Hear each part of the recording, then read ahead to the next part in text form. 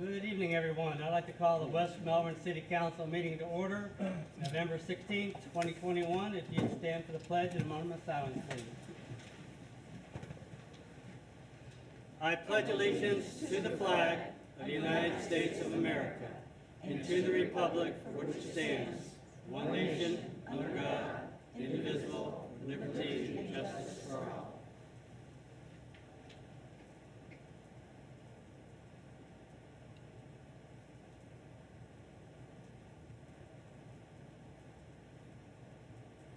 Thank you. You may be seated.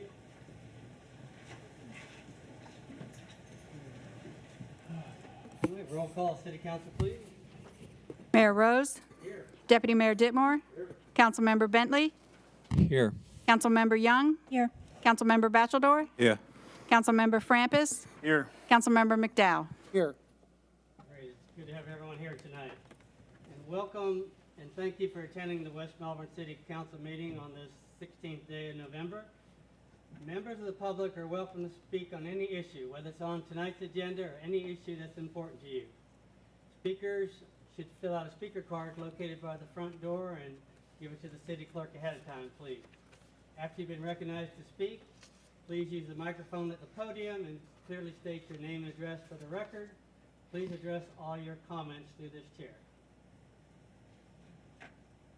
Normally this meeting is our reorganization meeting, because we used to have elections every year in West Melbourne, as many of you know. So one of the things that we're doing tonight is appointing a new deputy mayor, and we do that a little later on item number 5 on the agenda tonight.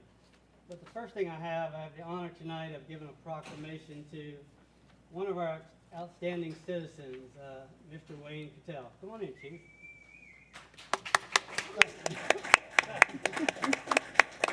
He brings with him his own fan club. Mr. Cattell, I'm going to make a proclamation, but he's been as you see on the sign there outside Wayne Cattell Day, he's been a active member of the community, a teacher at Mel High, and just all over different schools. He's at Holy Trinity now that he retired from the public school system. And he had my 2 kids, and they were great in math. And let me go up there and read this instead of just talking, okay?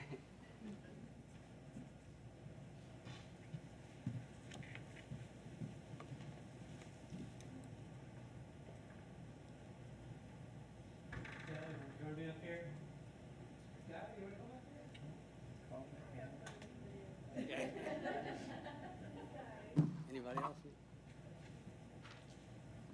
Whatever you like, Coach. All right.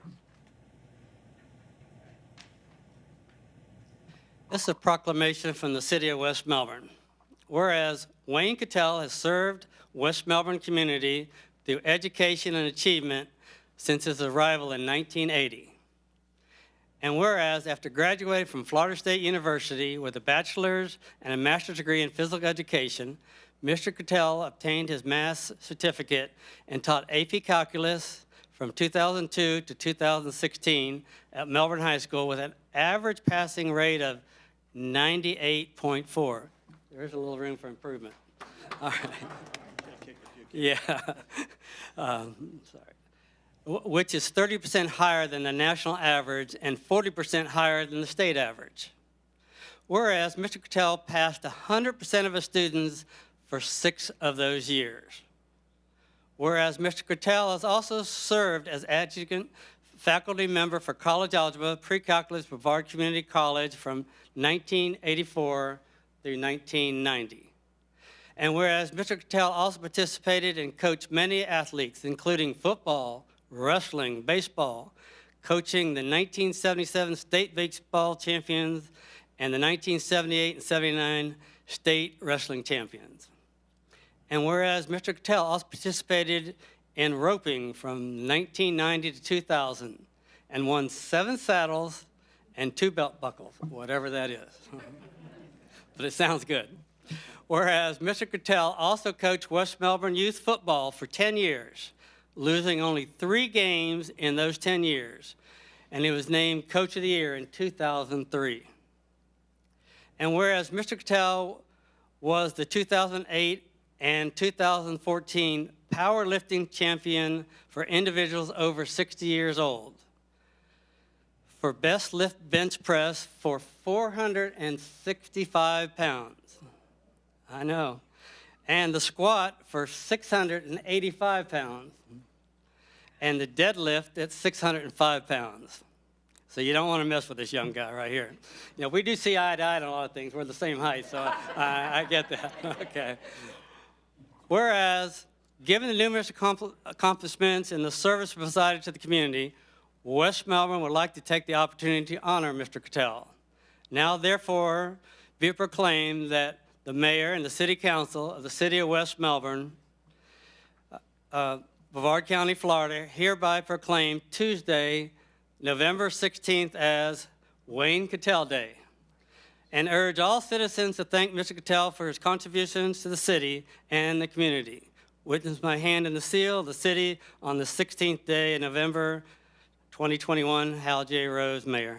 Thank you, Wayne.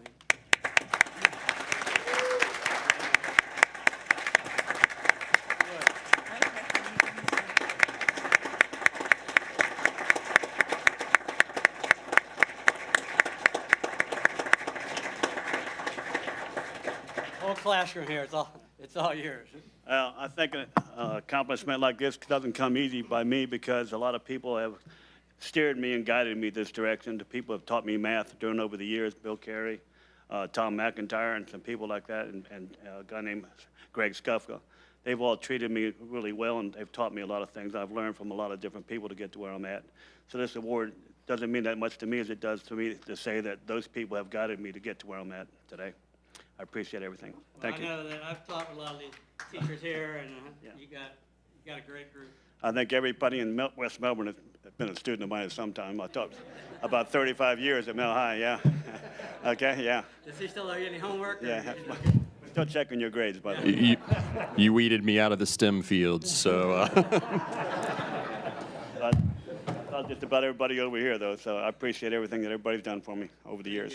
Thank you very much. I enjoy seeing you playing tennis every day. Yeah, do that. Thank you very much. Appreciate it. Thank y'all for coming.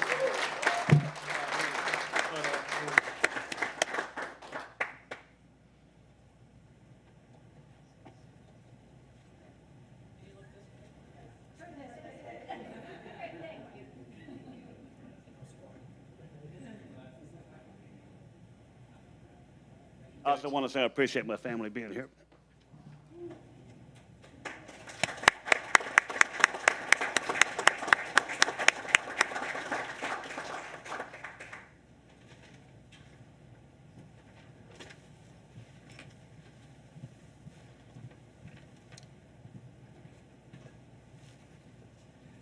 As the teacher said, class dismissed. I know you got things to do and places to go. All right.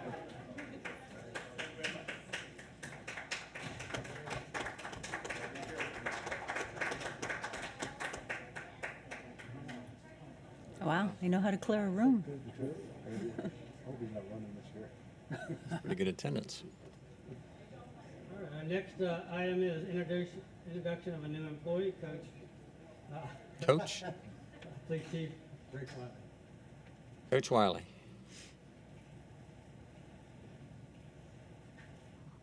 Good evening, Mayor Rose and City Council. Good evening.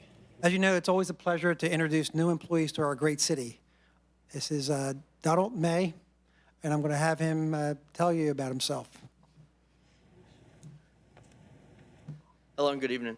Good evening. My name is Donald May. I'm 34 years old. I've been married to my beautiful wife, Elizabeth, for a little over 12 years now. We have 3 amazing children. My son is 11 years old, Braden. I have 2 baby girls, Emily and Everett, who are 2 and 3 years old. Born and raised in southern Indiana. Graduated high school in 2006. Immediately after high school, I joined the active duty Army for a little under 12 years with 4 combat tours. As soon as I got out, I decided, my wife and I decided it was time to move somewhere nicer than Indiana, settle down a little bit. Tried settling down, decided that wasn't for me. I needed to be a police officer. That was my lifelong dream since I was a kid.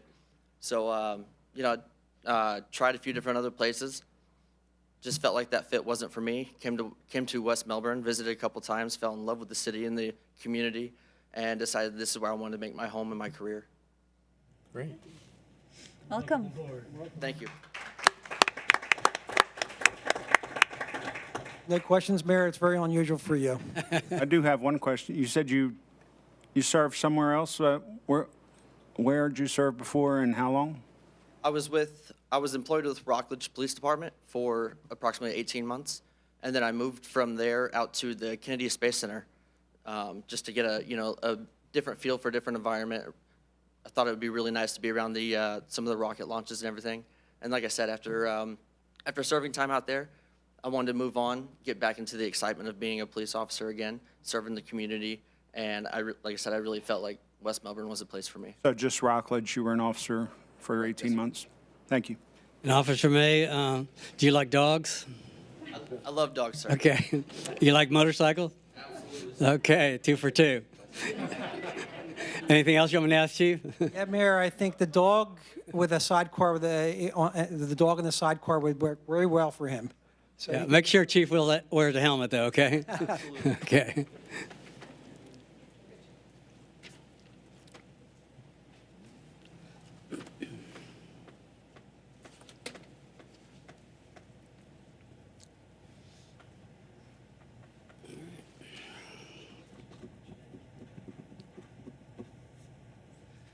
All right. As I said before, our first order of business on the new fiscal year here, the new year for the council, November, our first order, according to the charter, is to select a deputy mayor. And here we have the envelope that has everybody's name on there. I'll pass that out. And anybody that doesn't want to be considered can take their name off, and then we'll vote on it. Make sure you sign it, because everything we do is public. And we'll select the deputy mayor and move seats if necessary. So let me see. Make sure there's no hanging chads here, and you only get one per person, please. Wow, it's stuck together. There we go.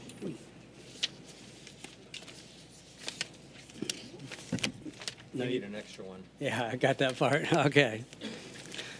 All right, so as you see, there's 6 names on there and a place for you to put your name. Does anybody want to be not considered for this year's deputy? Mr. Bachelor? Yeah, respectfully, I would like not to be considered for this year's deputy mayor. Thank you. Thank you. So cross him out.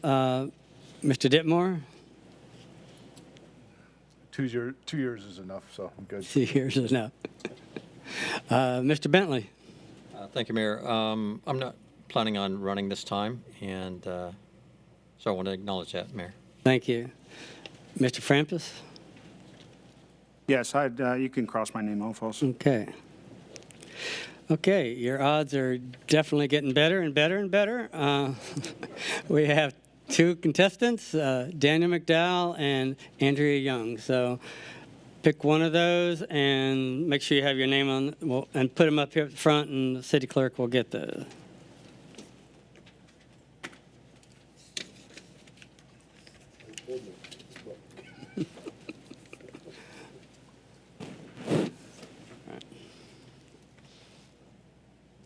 And while she's doing that, Mr. Ditmore, I want to thank you for being the deputy mayor for the last 2 seasons, and we appreciate it. And I just want to thank the council for having the confidence and to have me for 2 consecutive years. So thank you. Thank you. Mr. Bentley? Yeah, I just wanted to comment on that. I think John's done a really great job. Personally, I mean, you did a really great job.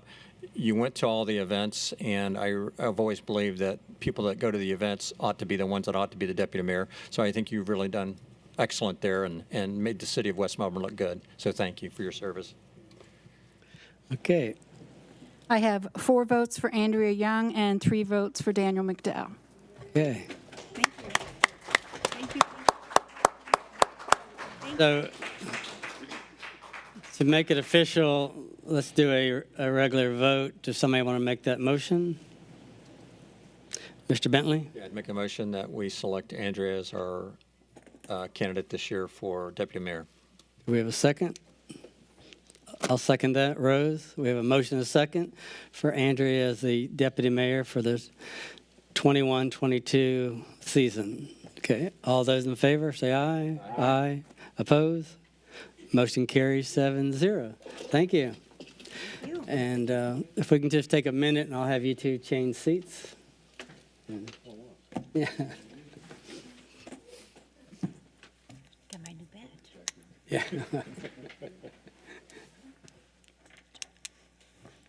Oh, okay. Hey. Don't get too comfortable now. Oh. That's it, yeah. You want to take your seat with you? No. That's why I didn't unpack. Yeah. Thank you. I knew I was in for sure. Oh, I'll do that. Thank you. Okay. Wow, moving on up. No, well, is there one that one you take? Nope, right there. Thank you. All right. All right. All right.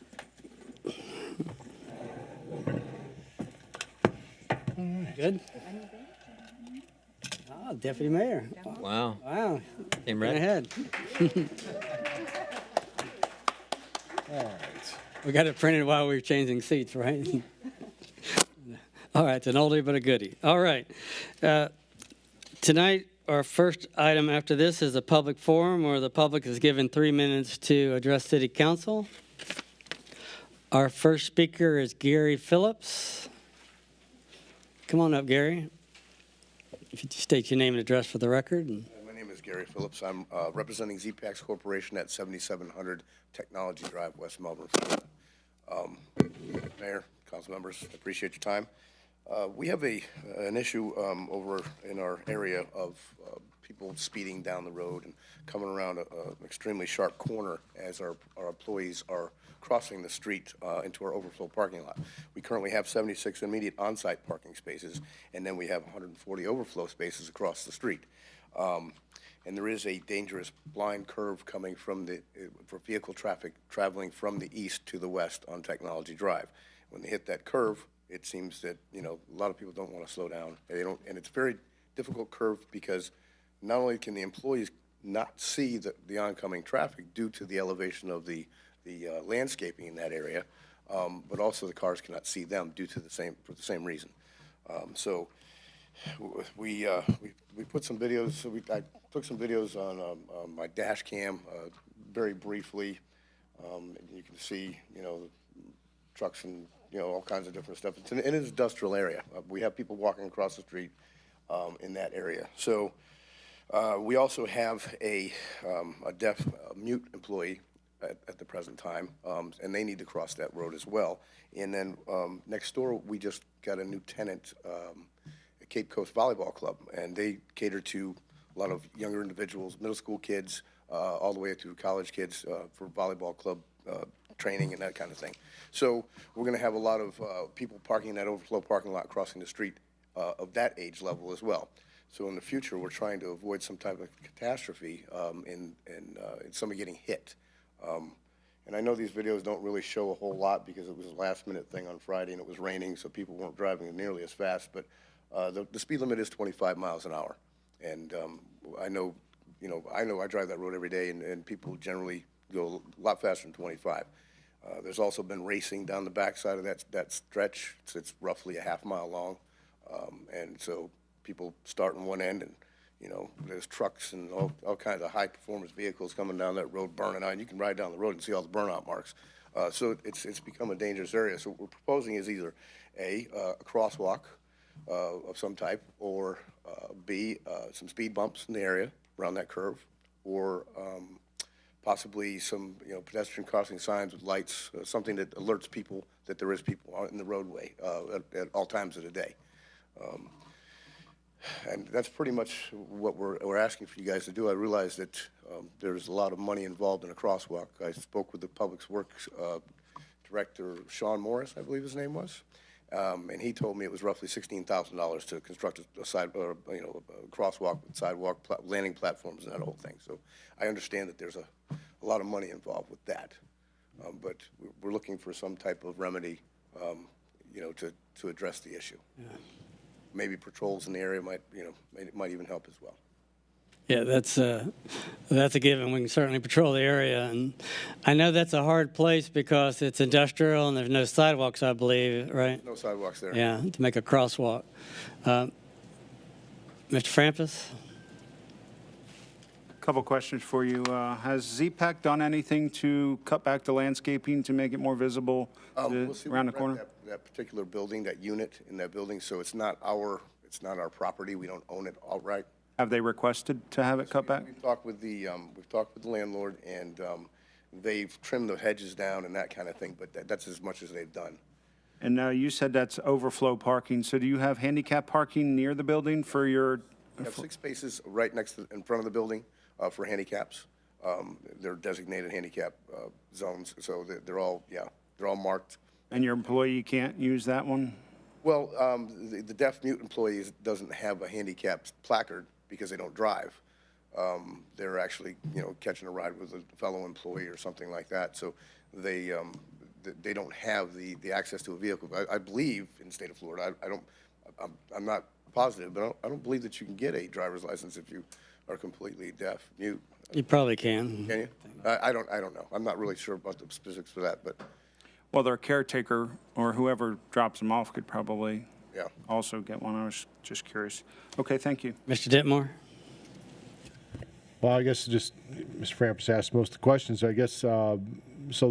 As far as the deaf mute goes, it's not really relevant because he's not crossing the road, or he or she is not crossing the road at all. They're being picked up in front of or dropped off in front of the building. they're actually riding with a fellow employee who parks across the street. So they're going across the street together. But I understand your point, though. They could very easily drop them off at the front door and then go park the car across the street, and then they could walk over. I understand your point. Yeah. So he'll always would be with someone. He's not by himself. Okay. Mr. Bentley? Yeah, what's the speed limit in that area? It's a 25-mile-an-hour speed limit, sir. And they're just not heeding that, obviously. No, they're going much faster than that. I'm guesstimating 40, 45 miles an hour. On the back stretch, it's about a half mile long. I've seen people, saw a truck going down there today, blew by me. He actually passed me twice my speed easily. So, you know, probably 60 miles an hour in some cases. But you drive down that road and you can see all the burnout marks from people racing up and down that road. Deputy Mayor Young? Suppose we could get the speed wagon that we have over there showing the drivers the speed, making them more aware as they're coming around that curve of the speed they're doing. I know that always gets my attention when I see it. Yes, we can certainly have the police do a patrol area request that can be renewed, and then also put the speed trailer up there to let people know what their speeds are. Absolutely. Maybe we need to get another one of the speed trailers. I know that one has had some issues. I know it has to be repaired frequently, but maybe there's another brand or something we could look into getting so we can have them in more than one area of the city. So I know sometimes just being aware of your speed, because then you think once you see that, there must be an officer somewhere. Absolutely. So, all right, thank you. Thank you. I think that's a great countermeasure. Mr. Morgan, is there any signage that we can put up, like slow, you know, or something? I don't know what. I know I've seen the deaf children at play signs, but this is not a child, obviously, but those kind of signs you can put, I'm sure. Yeah, cities really try to follow the Federal Department of Transportation signs and striping, because if you go outside of those standards, you sort of increase your risk. If there is a terrible accident, then you're not sort of using the federal DOT standard. So would not suggest we try to be creative in this circumstance, but sort of stick with standard traffic engineering.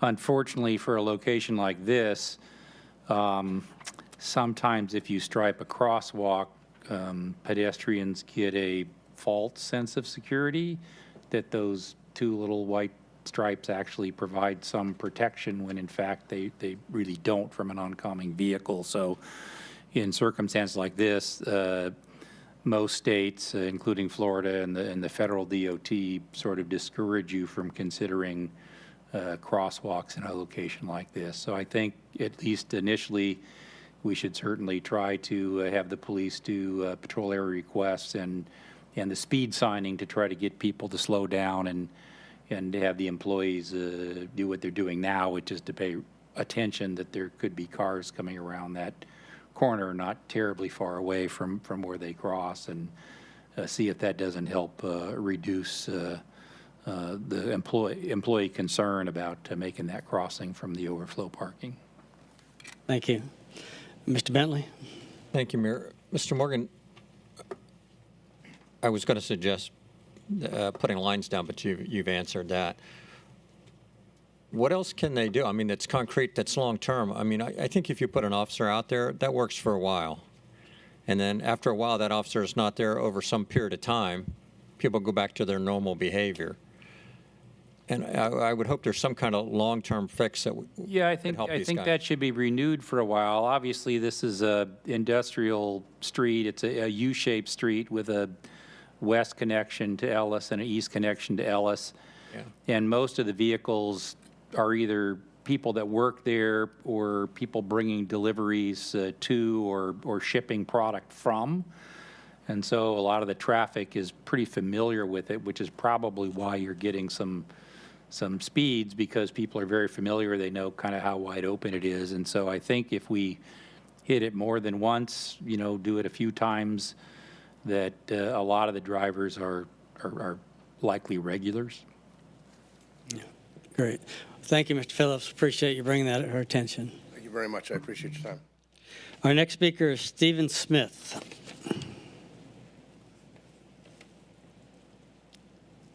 Mr. Mayor, my name's Stephen Smith. My address is 1680 Whitman Drive. That's in the Oak Grove community of West Melbourne. Yeah. I'm currently the treasurer of the Oak Grove Homeowners Association, and I'd like a few minutes to talk to you about the street resurfacing that was recently completed in my community. First, let me say that we are delighted to have been part of the resurfacing project this year. Last month, we got some much-needed patching of some rough spots in the roads, and a lot of the community was a little upset about what our roads were going to look like, because we had light-colored asphalt, dark-colored asphalt. The resurfacing has ended those concerns, but the less than ideal execution of the job raised some additional concerns, both about the contractor, asphalt paving systems, and frankly about the city's performance. Can you pull that mic just in front of you a little more? Yeah, there we go. I could stand a little closer. That's good. Speak louder. A lot of the concerns stem from the fact that residents received absolutely no notification that this was going to occur. Just one day, the asphalt paving system trucks turned up, and people started doing things, and we had no idea why they were there, how long they'd be there, what was going to happen, and what effect it was going to have on our home sites. In fact, they had completed the first layer of chip and tar throughout the entire community before they finally got around to delivering a notice that said they were repaving our streets. And then they informed us that please don't park on the streets while we're trying to repave them. And oh, by the way, don't run your irrigation systems, because the irrigation systems wet the streets and make it difficult. I'm certain you're going to hear complaints about the process, dust, gravel on driveways, people unable to get in or out of the community when they needed to. I suspect those are just unavoidable circumstances for repaving. However, there were also a couple of issues with the city performance that I think were avoidable. And they basically revolve around inadequate supervision of the contractor, and then maybe not adequately or actively enough performing some of the roles that the city could take in that job. I think the first failure, the supervision of the contractor, is exemplified by the lack of notice. We read the last Friday memo, and it was pretty clear that Mr. Morgan and the Director of Public Works were both well aware that this was going to happen, and yet no one seemed to take action to make sure that Asphalt Paving Systems was making sure that we knew what was going to happen.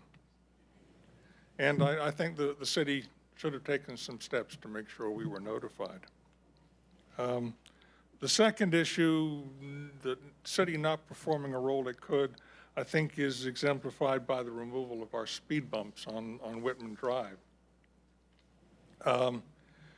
Asphalt Paving Systems had prepared the speed bumps. They had put some sealing on the between the speed bumps and the street that applied the first layer of tar and chips on one side of the street, in fact covering the speed bumps, when all of a sudden West Melbourne employees turned up with sledgehammers and crowbars and ripped them up.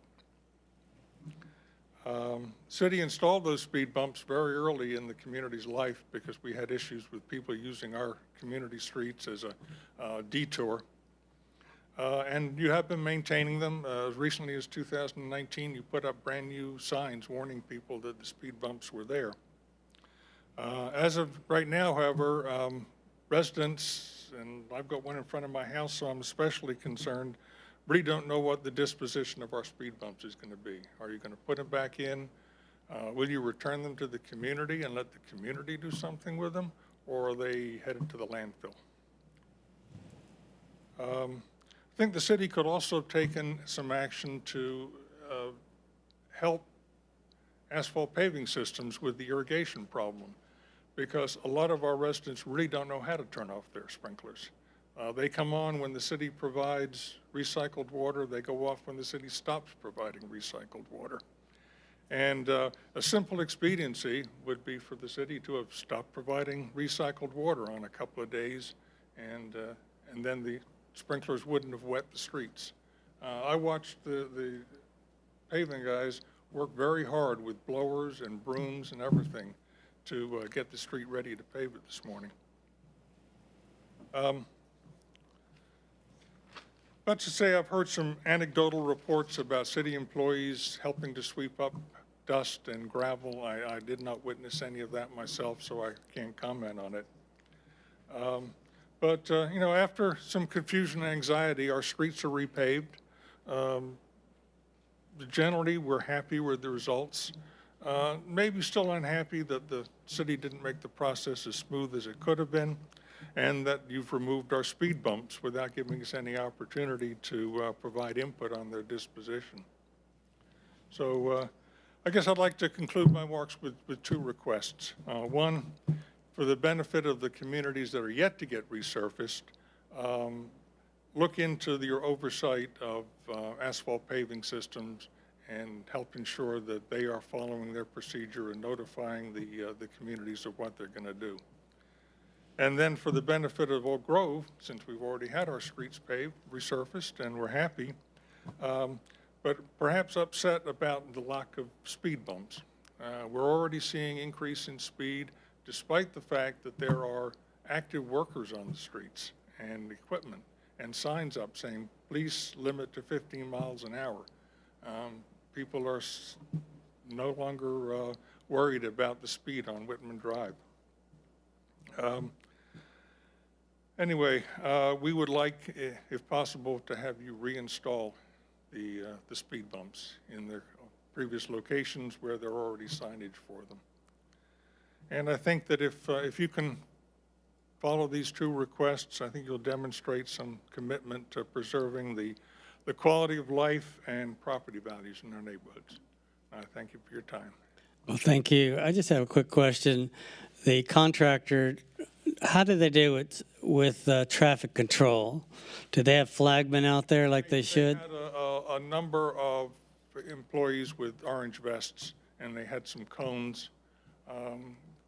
We had an issue that I know of this morning where the person on Whitman Drive was saying, no, you have to go onto Sumter Drive, and the person on Sumter was saying, no, you've got to go on Whitman. Some confusion, but it didn't last long. I know that we had a lot of weather, and that threw off I'm not making an excuse. I'm just saying I know that threw off some of their schedule, but I don't know the behind the scenes. And yes, I agree. That shutting off the reclaim would have been an easy fix for that. But Mr. Ditmore? Thank you, Mayor. I'd received a call from the HOA president, Stephanie Pagan, when all this was taking place. Communicated with the city manager and the city attorney. And I believe they're going to be contacting the association presidents in the community to give them notice when they're coming out in the future. We were able to confirm that the notice was not given till 7:30 that morning when they were actually coming out. Fortunately, there was no towed vehicles there. So it kind of worked itself out. I did speak with the HOA president about the speed bump issue. The speed bumps were actually placed there, I believe, in 2006 or 2004, somewhere in that time frame. I can't recall what I was told, but in response to Florida Avenue, folks were using the neighborhood as a cut-through at the time. I spoke to Mr. Morgan about the speed bumps. He also advised it, and I'll let him speak for himself on it, but there was some issues about they would require an upgrade from what we were using in the past. I then spoke with the HOA president about where the community stood as far as replacing the speed bumps, and we need to probably, as a council, come up with a policy if we're going to be replacing what the community wants. And just so everyone's aware of, they do not have speed bumps, and Mr. McDowell could probably verify this, throughout the entire community. It's only, I believe, on 1 or 2 streets, I think. Just on Whitman Drive. Just on Whitman Drive, so they don't have it throughout. So I think there should be we should have a policy whether we use some type of majority of the community wants those to begin with, because we don't spend that money in every community. There's only a small percentage of communities that actually get that. And one question I have for Mr. Richardson is, I've noticed that the speed limits in there were lower than the other communities. So my question is are we permitted by Florida statute to lower that speed limit underneath? Can we do that? Is that legal to do that? It is enforceable. Yes, it can be lowered to 20 in a residential area if it's supported by a traffic study. And was that traffic study done at the time, or do we know? I have no idea. Okay. My guess is I think we probably should take a look to see if that was actually done or not. If they're going to keep the speed limit under the actual amount, because that obviously would be challenged. Otherwise, if someone was getting a ticket, they could challenge that if it wasn't done correctly. So, is the speed limit there 15 or 25? I think is it 20? I think it's at 20, and all the other communities. 20. Yeah, and all the other communities are 25. I don't know. Not all the communities. What? Not all communities are 25. Okay, for it to be, unless they've had a traffic study to be enforceable, it's not worth the paper or the sign is written on, so it doesn't do anything. Hollywood Estates, I think, is 20. Yeah, so again, without a traffic study, it means nothing. So it means that what it means is people can speed through there at 25, and if they challenge it, they're going to win. So, So what do we want to do as far as a council, as far as if they want to put speed bumps in a community? Should we require a majority, a super majority? And I remember, Mr. Morgan, what's the policy, the current policy that we have? The policy was initially adopted in 1999, and it was slightly modified in 2014 to deal with vacant properties and whether they count in the denominator, but the current policy requires 75% of the properties owners along the street that is requesting the speed humps to submit a petition, and we have a process of doing a speed study, if you get that threshold, and so it's a pretty high bar that the council has established for establishing speed humps in residential neighborhoods. And I spoke to your HOA president about that, and she said that she would circulate a petition to get that done. And does anybody have any issue with that as far as if they bring it back with 75%? Well, I'm not sure that Mr. Morgan gave the whole policy. This is just my memory. I remember the police department went out and did their own study back then, and that's why they lowered it. But as far as the policy, I thought anybody that travels on those streets that it affects in that development is part of that 75%, not just that street. But Yeah, I think Mr. Rhodey actually has the copy of the policy with him. He was prepared in case this. he always carries that in his back pocket, I'm sure, just in case the item happens to come up. But He might have known this was coming up.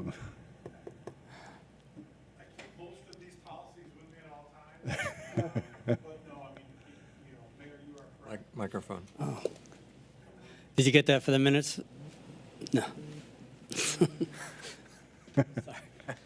Mayor, you are correct. There's more to the policy. It does involve the traffic study. After 75% is reached, then it does involve a traffic study by the police department.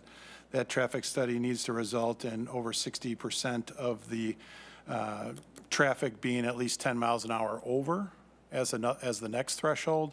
And then after that, there is an additional threshold of that there can't be more than 6,000 cars traveling per day on the roadway. So, and if all those items are met, then there's a public hearing with 15 days notice given to the residents on there.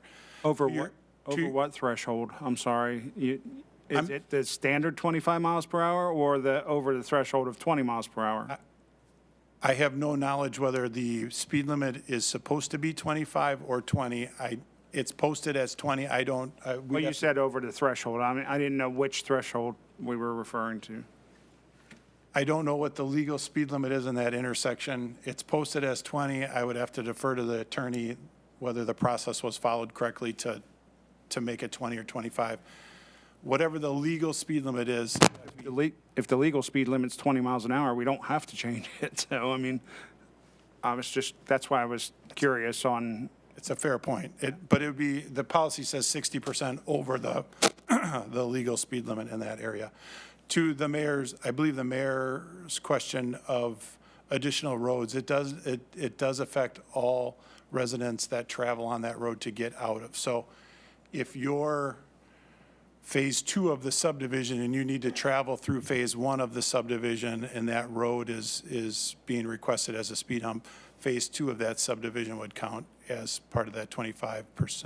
Part of that 75% that would be required. Thank you. So it's a process. Mr. Frampus?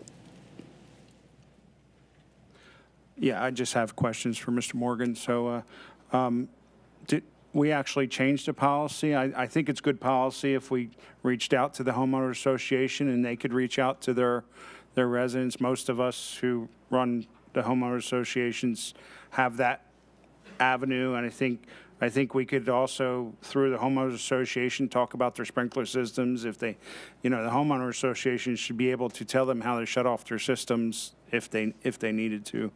Has that actually been a policy change, or is that something we're going to do? The original council policy was from 1999. The last time it was amended with respect to speed humps was in 2014. I'm just talking about notification. I'm sorry. Notification, I think Mr. Smith accurately stated that we really failed the neighborhood, both our own staff and our contract employee and our contractor employees, and as he had suggested, we are doing significantly better with subsequent neighbors. So we apologize to the Oak Grove neighborhood for not doing what we're supposed to do, and I think he very accurately described the circumstances. Again, I'm sorry. I was referring to Mr. Ditmore said that he discussed with you and you changed policy about talking to the homeowners association. So I was curious if that is some new policy that the city's following. That was in regards to the conversation we had on notification for street paving. Yeah, so in other words, going forward, as was suggested by then Deputy Mayor Ditmore, now Councilmember Ditmore, that we also notify homeowner association presidents where we have a formal homeowner association, because typically the HOA presidents have really good avenues of communication with individual homeowners, and that is a new method that we are now employing at his recommendation, which I thought was a good one. Okay, so yes.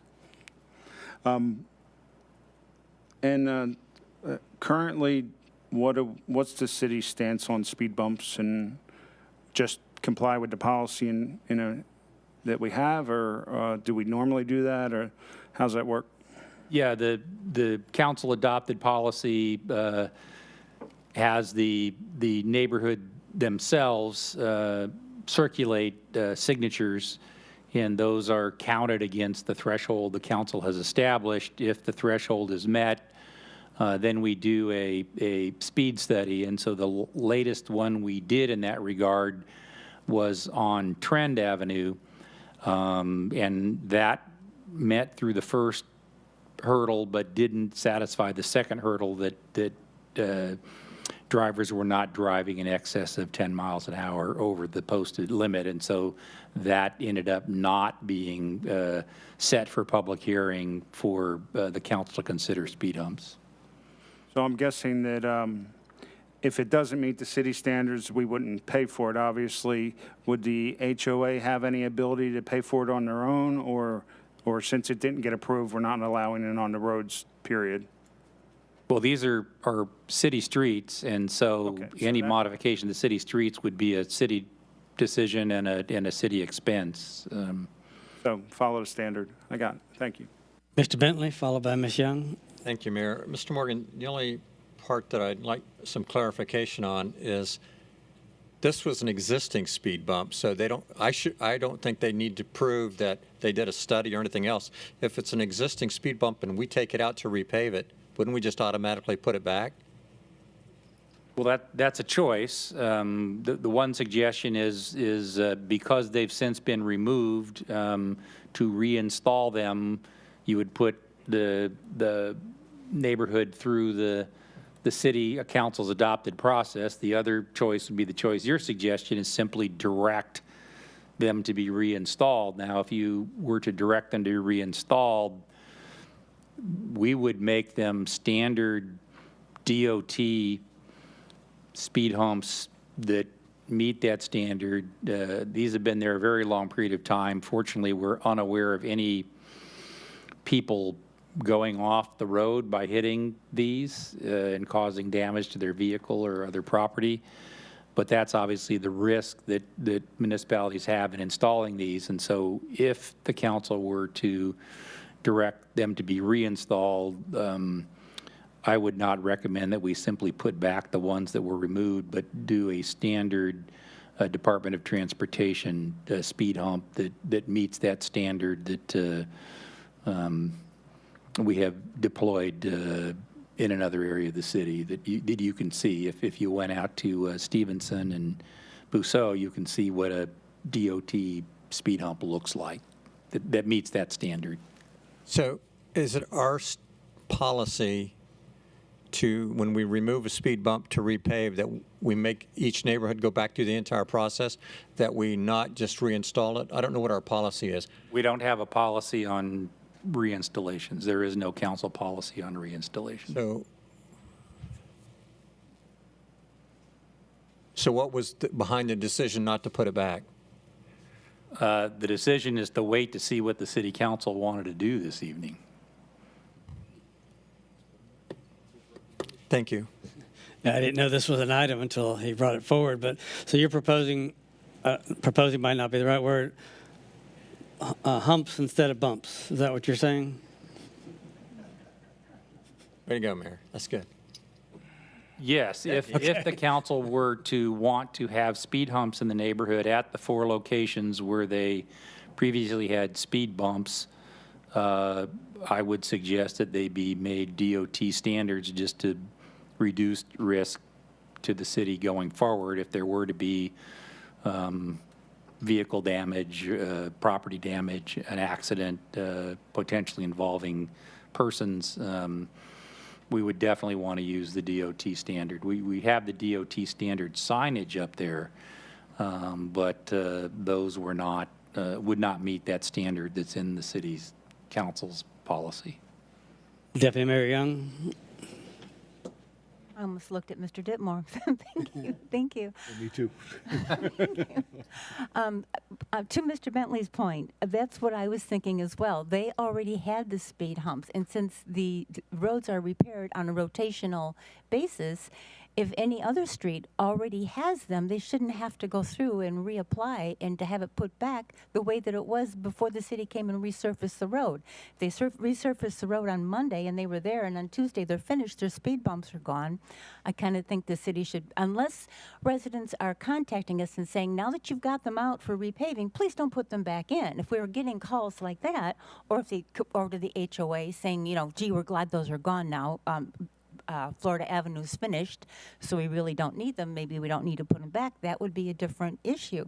But that doesn't seem to be the case here. It seems don't know. You already, well, according to Mr. Smith, you said the speed has increased since those speed bumps have been gone. That's my perception, and talking with neighbors, they've had the same perception.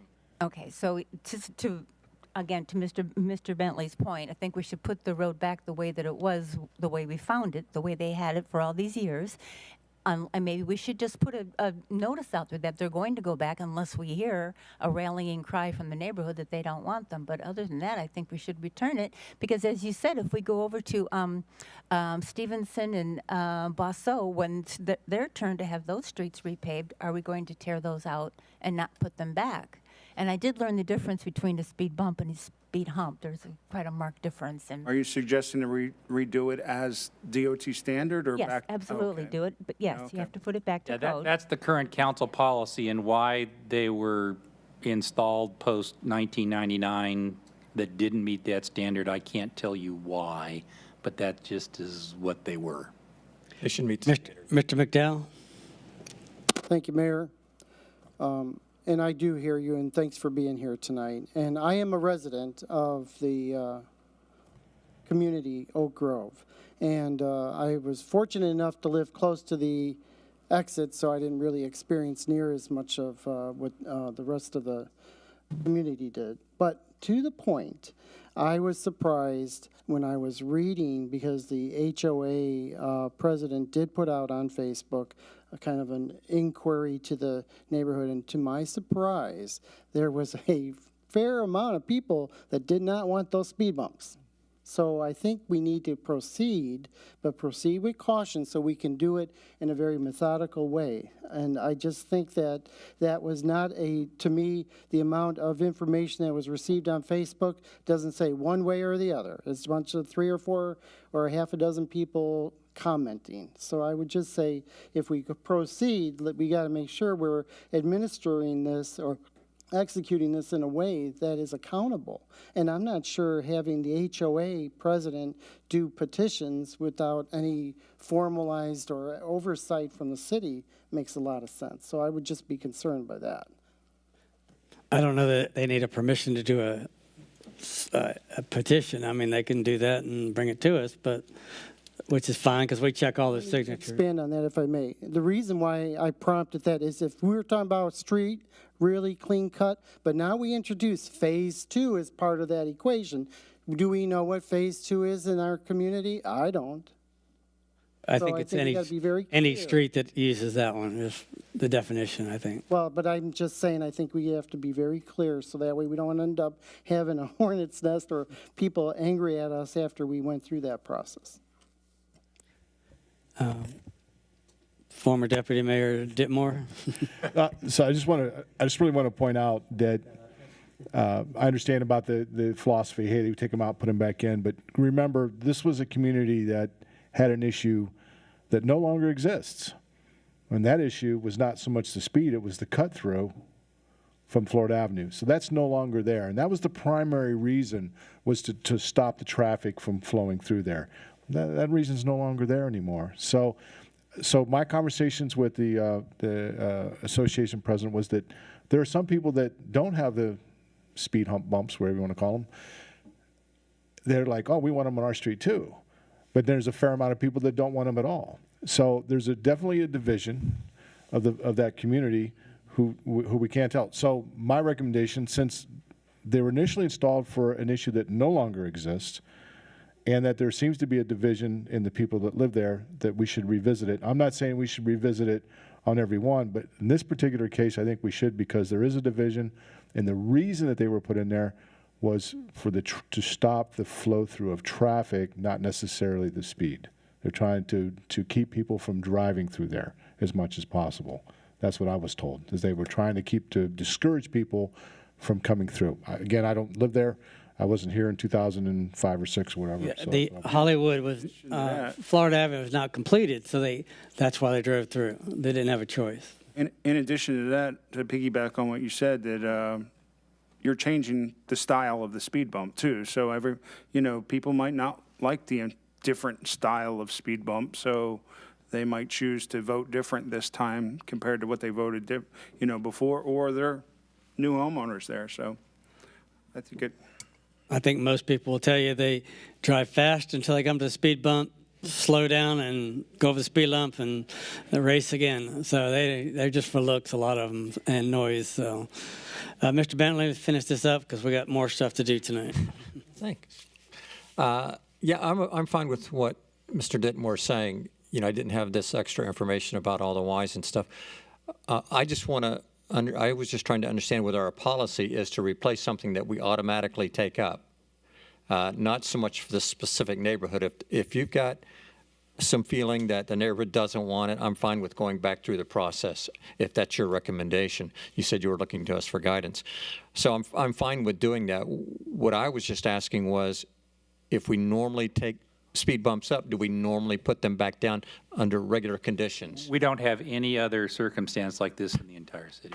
All right. Well, but when we paved Boise, that street a couple of years ago. Those are speed humps that are asphalt. Those cannot be taken up, as it were. These are the only non-DOT speed bumps in the entire, that are on City of West Melbourne public streets in the entire city. All right. Okay, thank you. Thank you very much for your time. All right, that was easy.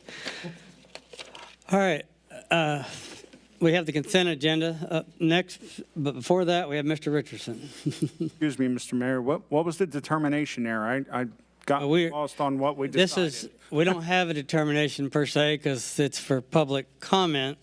It's not an advertised item, so we weren't making a decision, so. Oh, I thought Mr. Morgan was looking for direction. Sorry. Were you looking for direction? Obviously, Mr. Smith and I don't know how many of his neighbors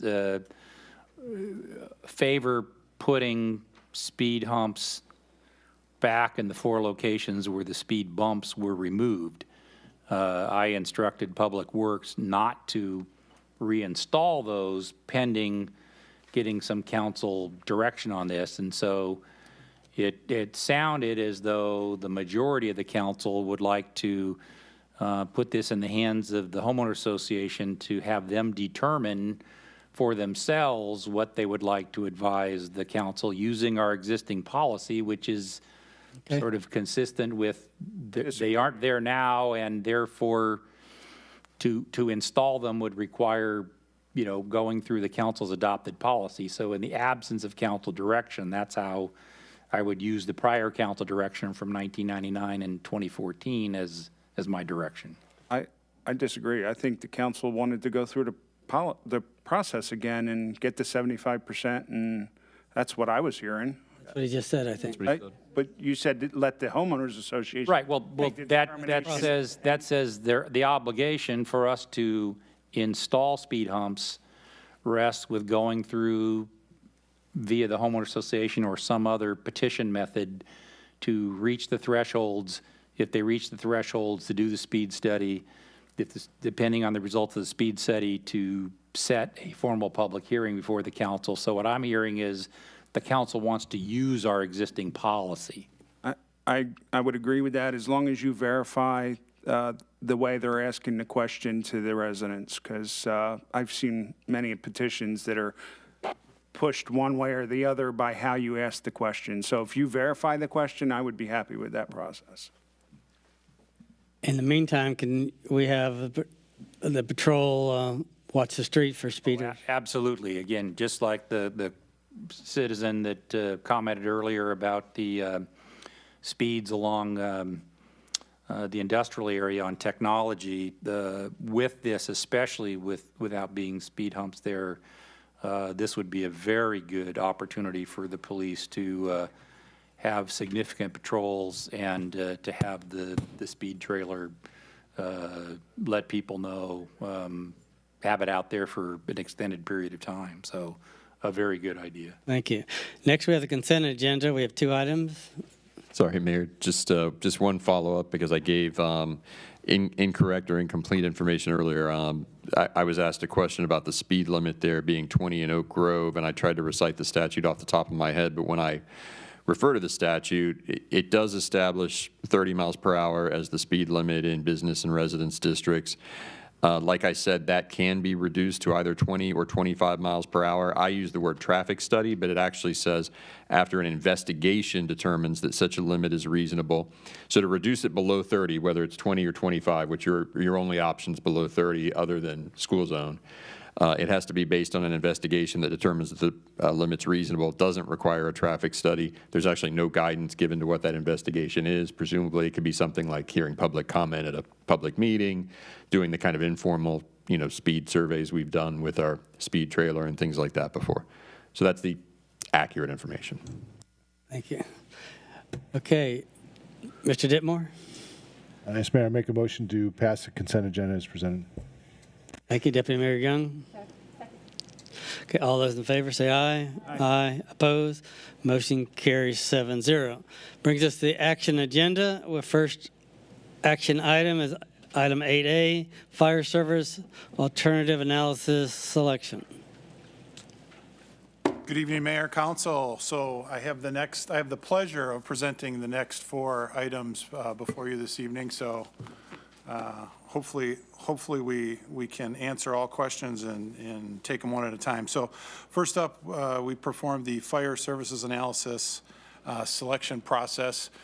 City Council did authorize the city manager to go out for RFP for that process back in,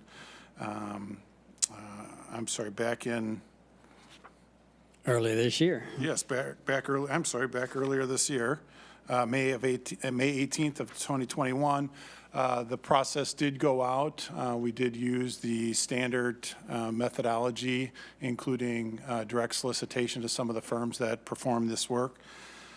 We did receive 2 proposals back, and upon following the city's process, we did have a review.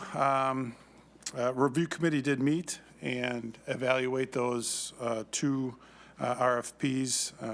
Before you, the results are in our memo, which outline CPS&M and Matrix were the 2 firms that submitted.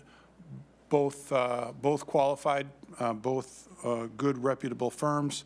The review committee did meet and unanimously did recommend CPS&M to conduct the fire services study. So happy to answer any questions about either the proposals or the process that city staff went through.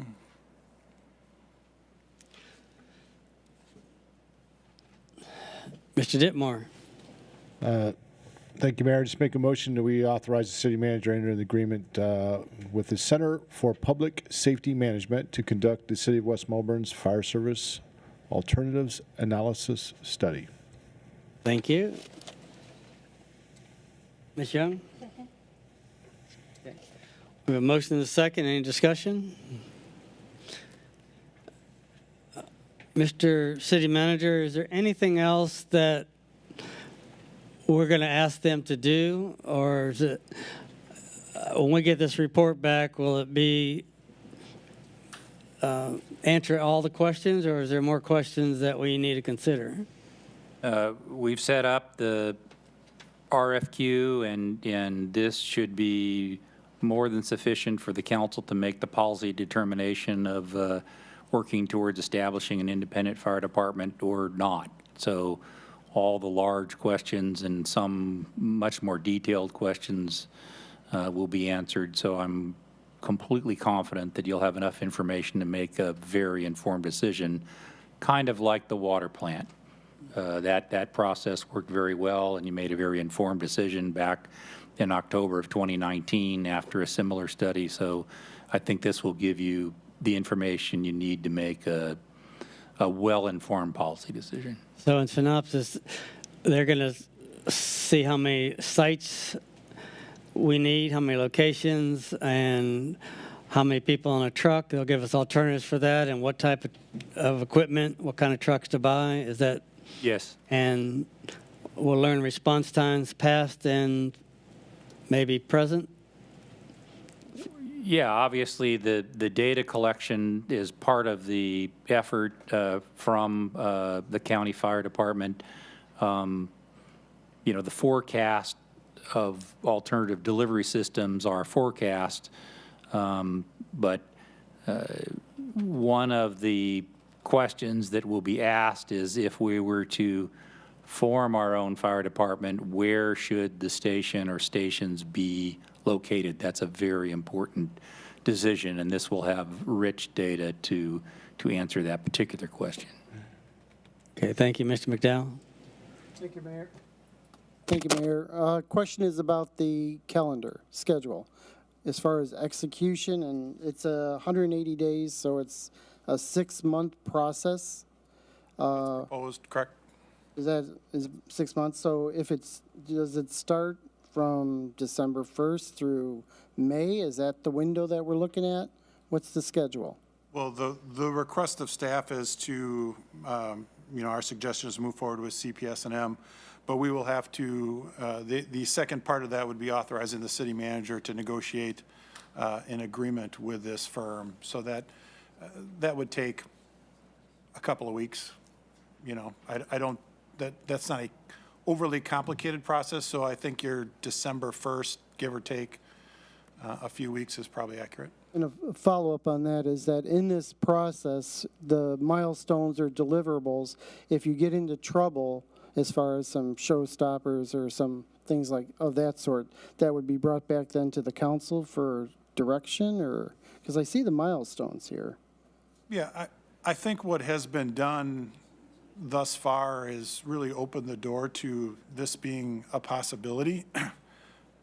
If we get 2 weeks into this and there's a huge showstopper that we're not aware of, I think we would certainly be bringing that to the council, and we're not looking to expend any funds wasted, and we're certainly not looking to waste any staff time on something that's not going anywhere. Thank you. Deputy Mayor Young. I just wanted to say thank you to staff for going through this and putting all of the scoring in our packets. Just going through the information that we have, there's a lot of information in here, a lot of reading, a lot of things to think about. But then in seeing what the staff did for scoring, I can see that there was a great deal of thought put into this. So I just wanted to say thank you to staff for doing this. Thank you. Mr. Frampus? Thank you, Mr. Mayor. I see through the different packets that they've did these services for other cities in Florida. Did we reach out to any of those cities to see how they felt the services went, or? Yeah, I did get confirmation from 2 of the communities. I did not get a confirmation back from the third. That person that I was trying to hunt down there is no longer working there. So I do have a call into the new chief. But confirmation meaning what? Confirmation from both firms. Very happy with the service. Okay. Very responsive, professional, timely. All the key indicators that we would be looking for. Were they in our same circumstances where they were looking to add a fire department, or was it a different type of service they provided them? Boy, tough question. Similar, but not 100%. Receiving county service, looking to take on the services that we are. Please keep in mind, dispatch, EMS, fire service, and how those 3 items interrelate to each other is all unique to each community. So it's going to be hard to find that perfect somebody receiving county service and then looking to take on the fire portion and dispatch. Some of those questions we don't have answers to as far as our role, where dispatch will come in. So similar in the sense that they're looking to take on a new role in the fire services, but not like for like with a county situation like ours. It seems like either of the 2 their scores were pretty high, so it seems like either of the two would have been a good choice. So, Mr. Mayor, I'll make a motion that we authorize city manager to. We already have that. Oh, I'm sorry. I'll vote yes then. You played his cards ahead of time. Okay, we have a motion, a second on the floor.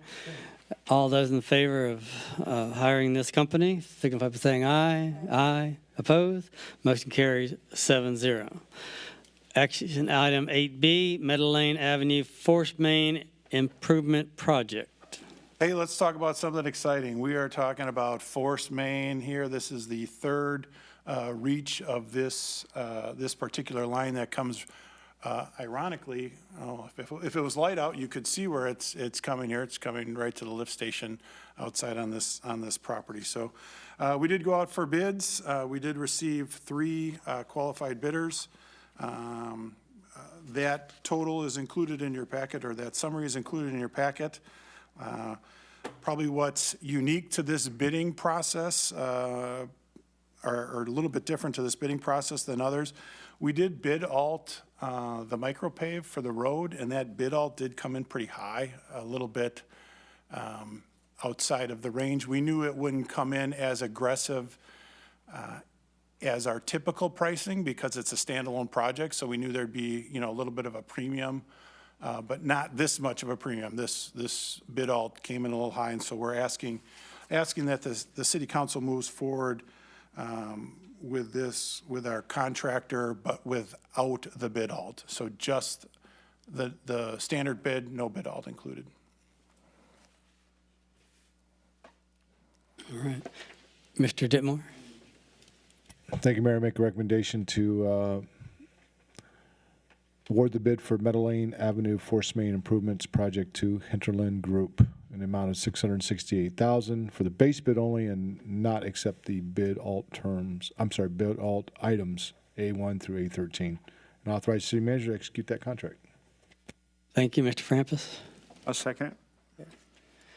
And this is the road that the county really didn't want us to do without us taking over, because this was a county road not very long ago. So that's why we got the privilege of paving and everything. Or is this? Yeah, well, the work that we're going to do is going to cause it's going to need to be done. So trying to think wisely, use those taxpayer dollars wisely.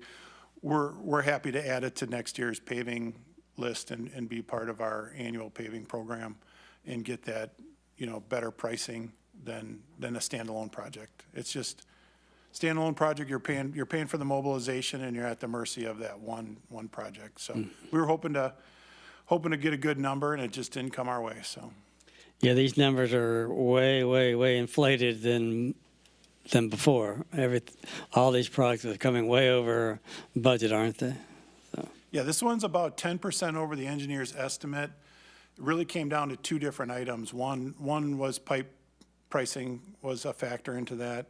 And then the second item was how it ties into the lift station. Our engineer had estimated a set of numbers, and all 3 contractors had bid that item about 30% over his estimate. So it's just a item you try to figure out what something's going to cost, and that one we were just a little off on.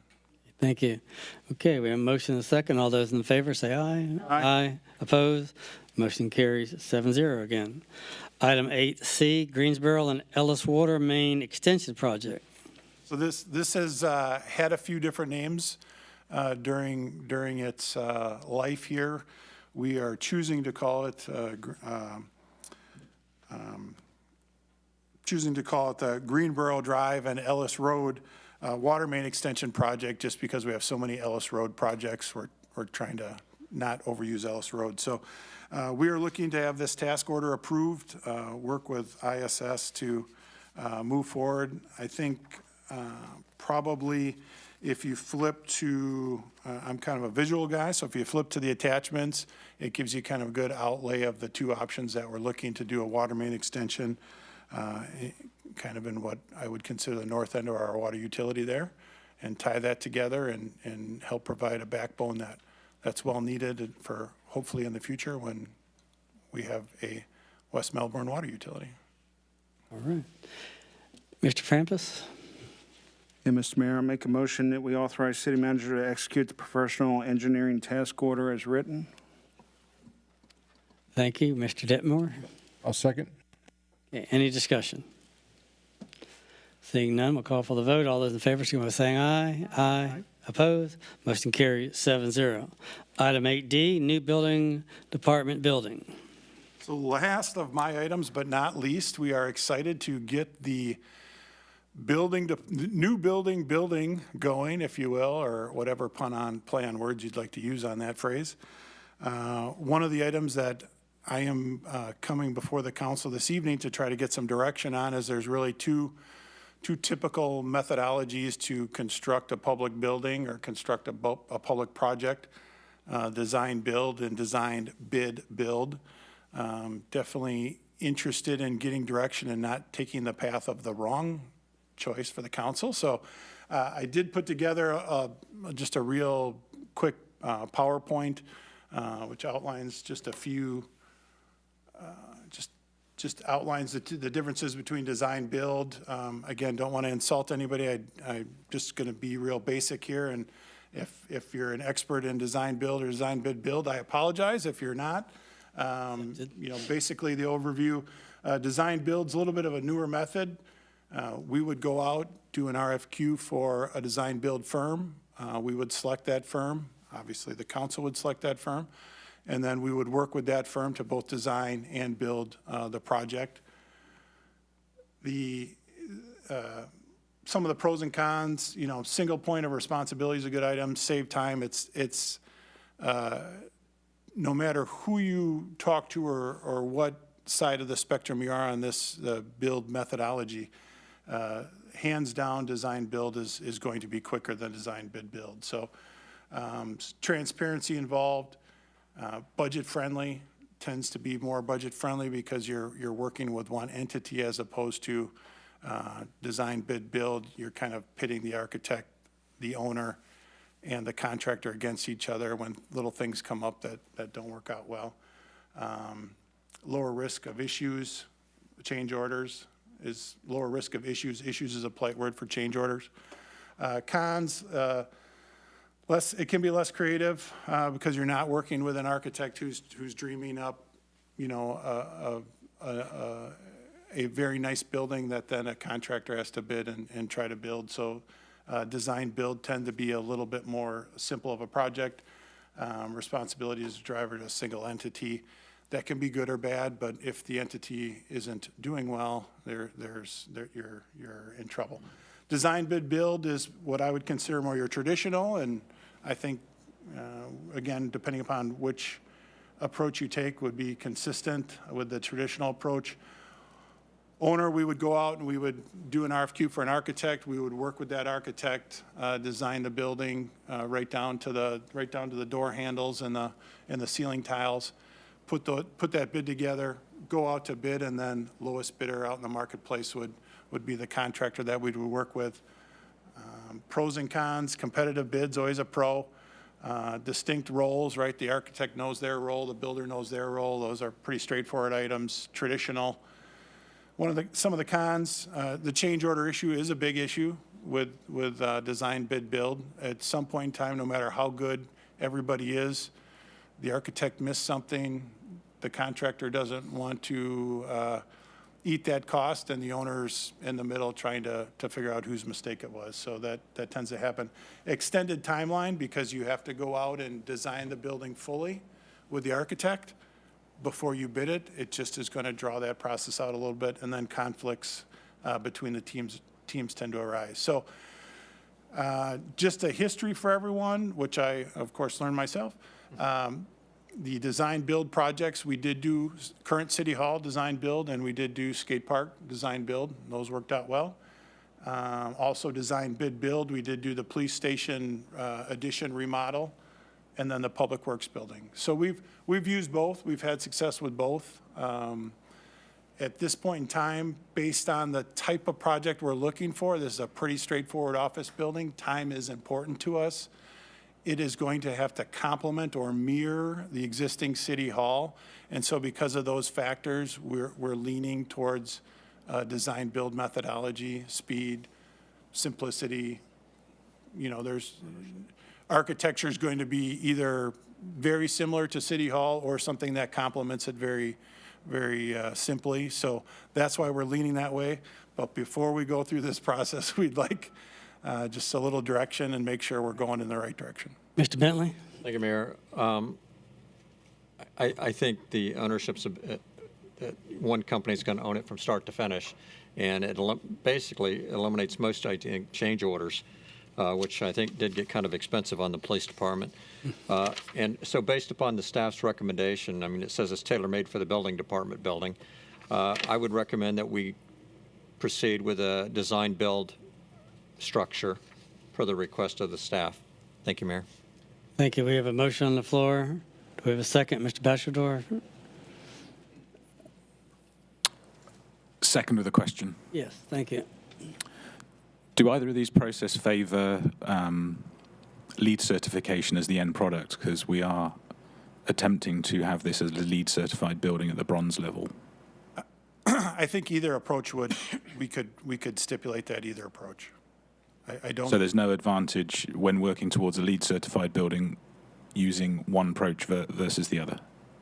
I think we can set that expectation up front when we do our RFQs, whether that would be with just an architect that's going to bid it or whether that's with a design build firm. I don't believe anyone is an advantage or disadvantage. Okay, thank you. Thank you. Mr. Frampus? Are you still? Mr. Bentley, you still want to talk? Mr. Bachelor's point, I'm guessing since most of the council wanted to go eco-friendly, that's the type of design build company we would focus on. Is that correct? Is when we're going to go out and look for these builders, and how do you determine which one to use? I mean, are going to try to go to that direction, or how's that work? Sure, great question. So if we were to go with a design build model, we would put together an RFQ and we would go out and advertise that RFQ. We would direct solicit firms, and then we would also use the city's standard methodology to getting quotes and getting bids, which is Demand Star. So we would take advantage of all these items that are at our fingertips to use. And in that RFQ for the design build, if we go in that direction, we would stipulate the level of building that we wanted. Now, I am under the impression we are not going for the highest level of LEED certification. We are going for the one level below that. That is the impression that we're working on, but we're happy to. Is that an option they can provide? Give us different levels where we can choose which level we want and based on how much it costs, or is that something they can do typically? I think they would want to know that up front. They would want to know what level we're trying to achieve, or they would be happy to give us prices on both, on two different levels. If we're using money we already have that we need to get rid of, so if we're at a level where we can get the highest at the money we have, it seems like we should use it for that. I mean, that's what I think. I don't know what everybody else thinks, so. We want to be good stewards. I don't know the return on the investment. If you go to the next level in leads, are we really saving anything, or does it just sound good? But it's money we have to use. We have to use it. I guess you're sort of asking the question of cost benefit, and based upon my experience in California, you can achieve a LEED Silver, which is a really high standard, reasonably cost effective. If you try to go to gold or platinum, your costs escalate dramatically, and the energy savings, it starts falling off really fast. So to me, if the council's looking for a balance between trying to get really great LEED certification, probably more than any other city in the county for this type of building, if we target LEED Silver, I think we'd be doing really, really well. How many levels are there?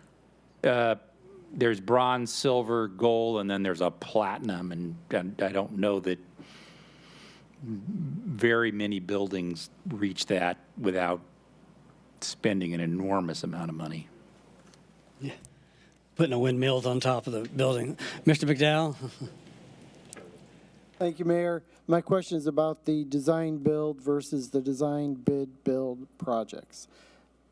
Is there a way to quantify though? I mean, how do you know? Is there a cost factor there involved other than just one might be less than the other? Well, I think design build, you're able to have a little bit more control over the cost. Design bid build, you are at the mercy of the the lowest bid could come in good, could come in high. You don't know that until the day we open those envelopes. Where a design build, you're able to set the budget and move forward and work. You're working in partnership with that design build firm, as opposed to design bid build. You're working with the architect. The architect is much like our road projects, right? They're giving us a range of what they think the bid's going to be based on their market expertise, and then you go out to bid and you open the bid and that's your number. So managing cost, did I hear one way or the other? I didn't hear. I think bid build, you can definitely manage costs better with what I'm bid looking build. for. Thank you. Ms. Young? Thank you, Mayor. Having been here for those 4 examples that were given, I'm going to support the motion for this because the design build projects, I think, in my opinion, certainly went smoother than the others.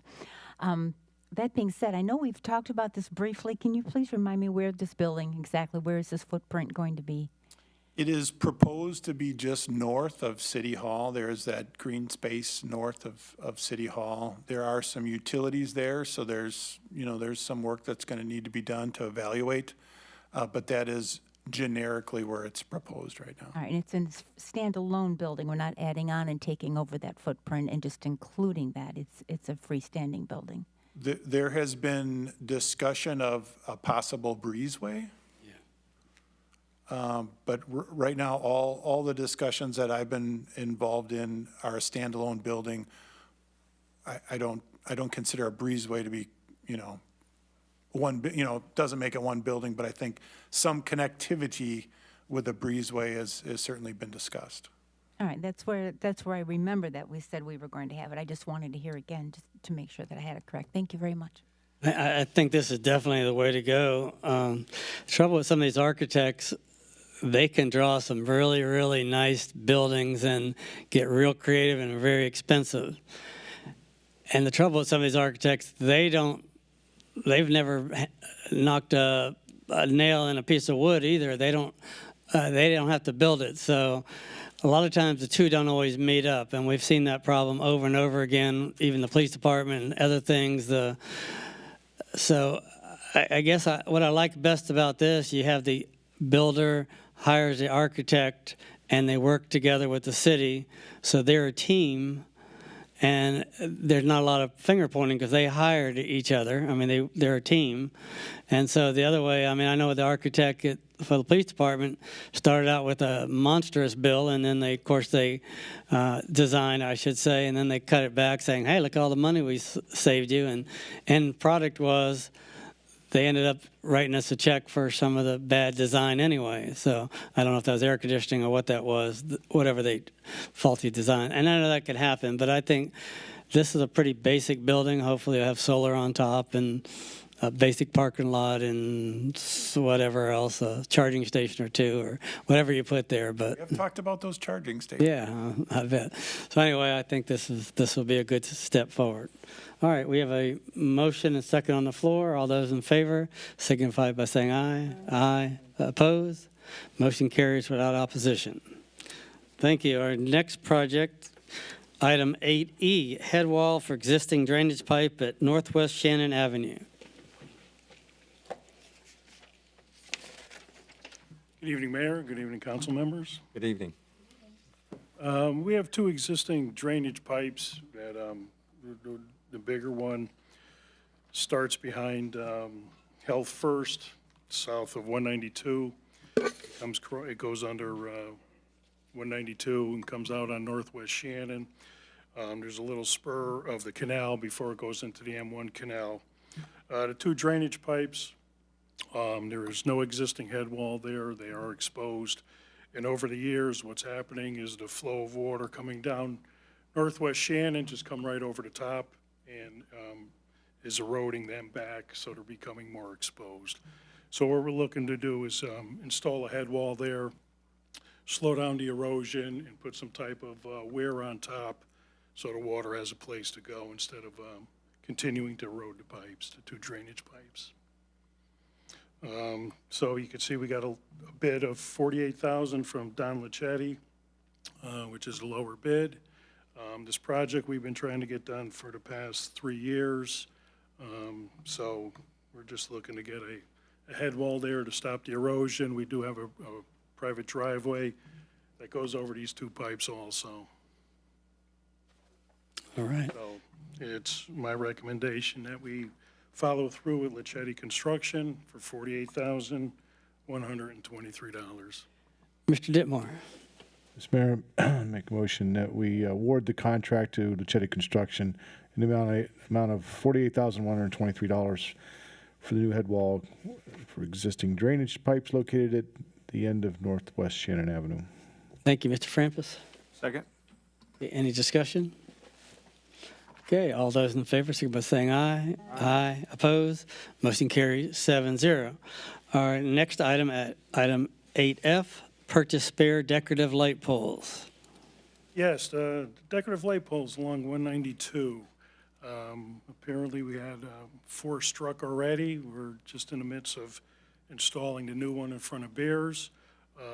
But through these process, we have been informed that they are going to discontinue that line of pole. So all we're trying to do is get a couple in stock for us so that we do have some for future use. Hopefully we don't need them, but unfortunately, there's 4 that's been hit so far. Okay. Deputy Mayor Young. I'd like to make a motion to award the contract to TAG the Arnold Group of Florida in the amount of $59,315 for the purchase of 3 spare and new pole assemblies, each with decorative arm. Thank you, Mr. Ditmore. Second with a comment. You're up.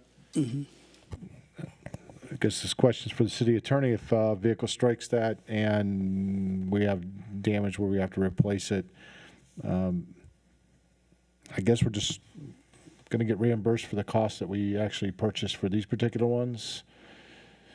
Yeah, and there are 2 ways that we can do it. Previously, we had a contractor who'd worked directly with the insurers, but we can make an insurance claim, and then our insurer will look to indemnity, to the auto insurer is usually the way it would work. Okay, thank you. Mr. Frampus. Mark, what's our long-term plan? Sounds like we're kicking the can down the road just by getting a couple poles. Once they're, I mean, this is what, over 2 years we've had 4 hit? Yes. And in 2 years, we're going to be doing what? Once these poles get used up, then what's the plan? I mean, go to another style. shouldn't maybe consider that now before the next one that gets hit? So we start, I mean, it just seems like, I don't like kicking the can down the road. So, I mean, I'd like to have a plan in place instead of, I don't know, just seems like we should be considering that. Yeah, obviously, we're going to need more poles and Eventually, yes, we are, So do we come up with a new design and present it and, is there similar designs out there? We maybe. There's going to, obviously, yeah, because this is coming from the manufacturer of the poles. It's coming from. So have we thought past getting the new poles? What was that again? Have we thought past? Oh, when we that's use why, up- I mean- we're trying to get, No, I mean past, once we use them, obviously, probably in 2 years, we're going to be in another. back up here saying, what are we going to do? So I was just curious of what, if So we maybe thought. we could contact the manufacturer or the distributor that we deal with and see what else is available for us. I mean, that's another possibility. Would it be prudent to do that now before purchasing these? I don't, just a thought.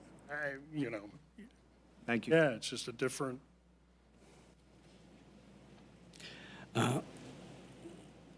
Ms. Young? Yes, so this is one 38-foot pole and two 23-foot poles. I've seen your office. These aren't going to fit. Where are we going to put these? Where are we going? I mean, that's long and gangly. Where can we keep them safe so that we're not damaging them before they go up? we have them in the back right now. They do come wrapped up. It's just a pole, and then all the other parts they come in crates. So the crates we have inside. And we can keep this all together so hopefully we won't need one for a while, and then when we do need it, we won't be missing pieces. They'll Correct. be all ready. Okay.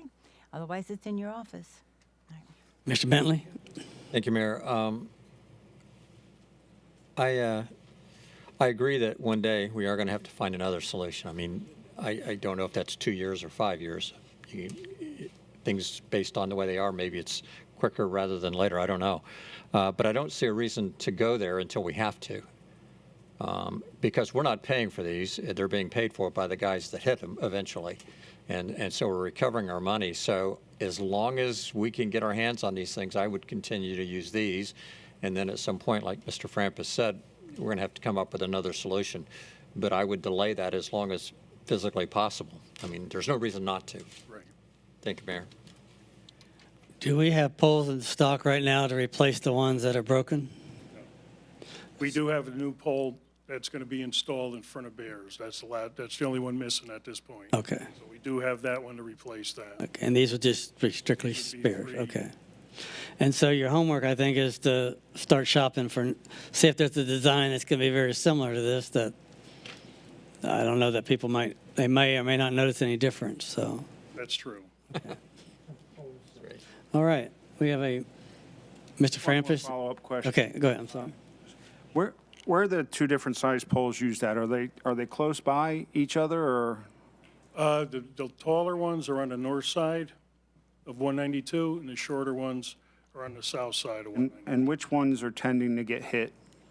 Actually, the ones in front of Sam's. The taller ones? Shorter. The shorter ones? Except the one that's missing is the taller one, right? So, The one that's missing, The one that's missing is the first tall one that was struck, yes. I guess my only question is if two of the taller ones get hit and we have two of the shorter ones in stock and we change our design, or is that going to make the two we have in stock obsolete and we not want to use them? Because we're putting up different poles. The second 38 footer is going to be a different design, correct? Yeah, I mean, that could be possible, yes. And we'll have two of the old design in stock. But the majority of the poles will still be the existing design. We wouldn't replace them all No, at once. I realize that, but I mean, at some point, we're going to make it.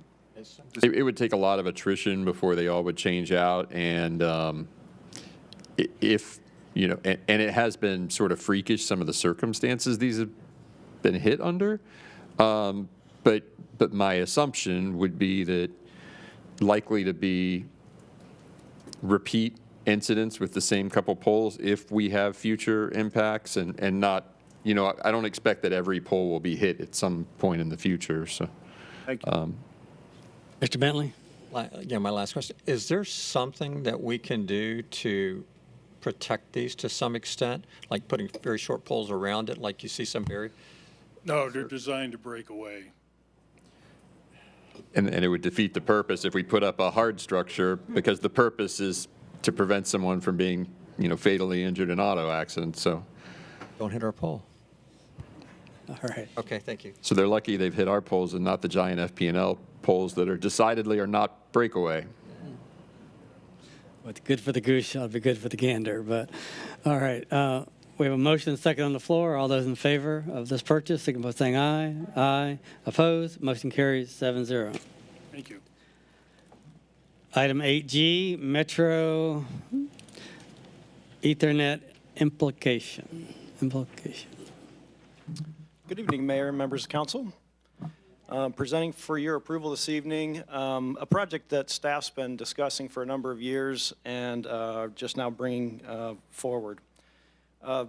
Right now, the city has what we would consider to be our core network that incorporates City Hall, the police department, and this building, the VMC, connected by privately owned. City owns this fiber, dedicated. No other customers are on it. It's city-owned fiber. We also have 2 remote locations. One's Public Works and one's a community park.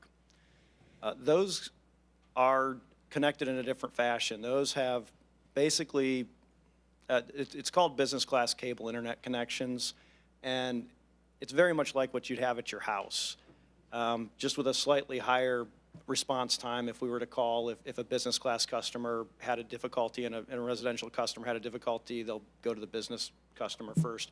Otherwise, the service is very similar, where it's not always as reliable as you might want it to be. The other advantage to a solution like what we're proposing for the AT&T switched Ethernet is that it's a private solution that allows us to eliminate the 2 internet connections that are at that location and route everyone through the central point at City Hall. So one method toward security is limiting the points of entry, and right now we have points of entry essentially that we're protecting against at Public Works, at the community park, and at City Hall. So we'd like to eliminate a couple of those and bring them, those locations back in as part of the fabric of our core network, and allows us to manage them in a unified way. So right now they're connecting across those internet connections through a secure VPN tunnel that requires equipment on both ends. We would be able to eliminate the equipment on the far end and route them all through one central point out to the internet and control that traffic in a more reliable way. The latency is controlled on these circuits, where for internet circuits that are shared, you don't have the benefit of those service level agreements that come with an enterprise circuit like the leased fiber solution. So I'm happy to answer any questions you might have about this. We are recommending that you authorize the city manager to execute an agreement with AT&T for their switched Ethernet product. Now, one thing I will also mention is we have listed here the 100 megabits per second connection. That's what we use to compare the several vendors. We had to pick a number and get a comparison across them. AT&T is the only one that gave us the option to have a portal where you can log in and adjust that bandwidth and the latency as needed. So if we determine, we're going to monitor the circuit, if we determine that we don't need all that capacity or we need more, we can go in and adjust up or down at any given time. We could do it several times a day if we really needed to. But we had to pick a baseline, so we went with 100 megabits. $20,000 was budgeted for this project, and if we stuck with that 100 megabits connection, we'd be coming in just under that. Thank you. Mr. Ditmore? Mr. Mayor, make motion we authorize the city manager to execute the agreement with AT&T for the implementation of the 2 switched Ethernet on-demand circuits between City Hall and Public Works and the West Melbourne Community Park. Thank you. We have a motion. Do we have a second? Deputy Mayor Young. Second. Second. Any discussion? I just have a question. I don't know if this is where it's related, but cyber tax is a big issue on our equipment. Are we prepared, and could we do anything better to prepare, or does this have anything to do with that? Cybersecurity? Cybersecurity. Right, absolutely. So this allows us to, again, eliminate 2 of those, what we would consider points of entry, where you've got connections to the internet, and route everyone through the same pathway, and we can control that at a central gateway. Now, we do have redundant internet connections at City Hall, so it's not as though if one goes down, we don't have an alternative to route everyone out. This allows everyone to come through one central point that we can control. When we make changes at our security equipment, right now we need to do it at several places. In the future, when we're routing everyone through the main core of the network, we can do that at one location, and so it simplifies the management of that for the IT staff. So this does improve security in the sense that we're reducing the points of entry and have a little bit cleaner way to manage the traffic. So for cybersecurity, is there more that we could do separate from this to protect the city and our assets? So as you might expect, we spend a lot of time and effort implementing layers of security. So there's never really a single bullet for cybersecurity, so you try to implement as many layers as possible. You could spend a lot of money on lots of layers of security. We try to do best practices. We implement things that make sense for security. We try not to just buy the next best cybersecurity product out on the market just because there's something new. We try to evaluate those and implement, over time we implement more and more of these layers. And so that's been our approach traditionally and will continue to be the approach. So yes, there are always things you can do additional, but I think we're in a pretty good place and we do, that's a top priority for us.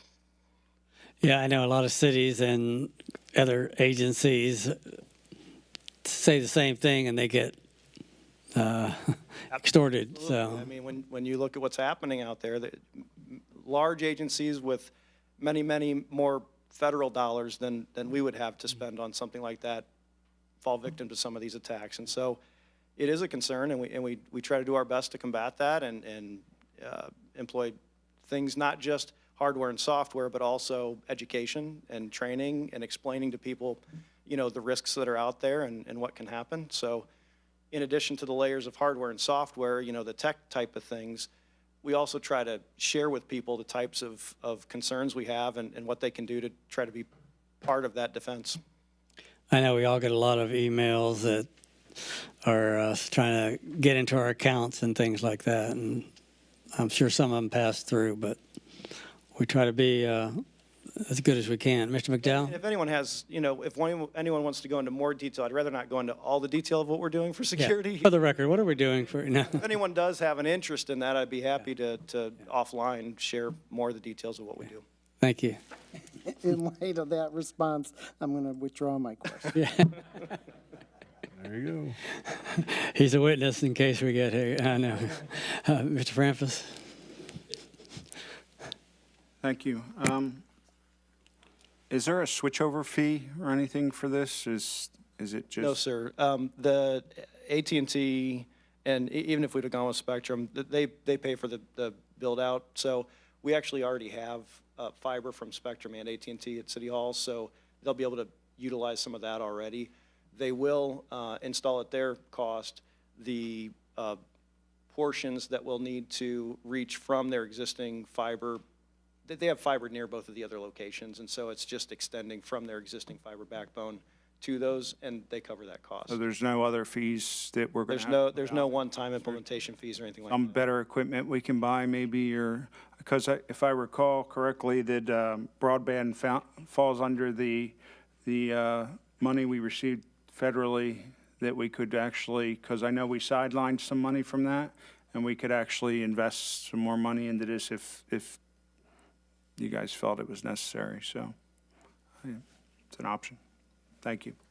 Can this money come from the money we grant or the government money we got?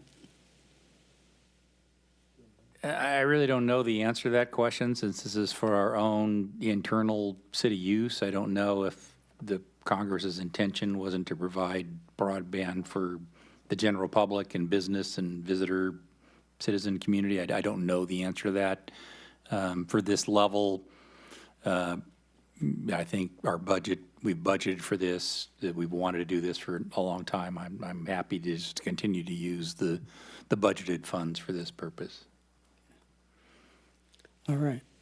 We have a motion and a second. All those in favor, signify by saying aye. Aye. Opposed? Motion carries 7-0. Thank you. Thank you. Our next item is item 8H, annual report and reappointment to the Board of Adjustment. Yes, I'm presenting the annual report for the Board of Adjustment. As you can see, they did not meet this year.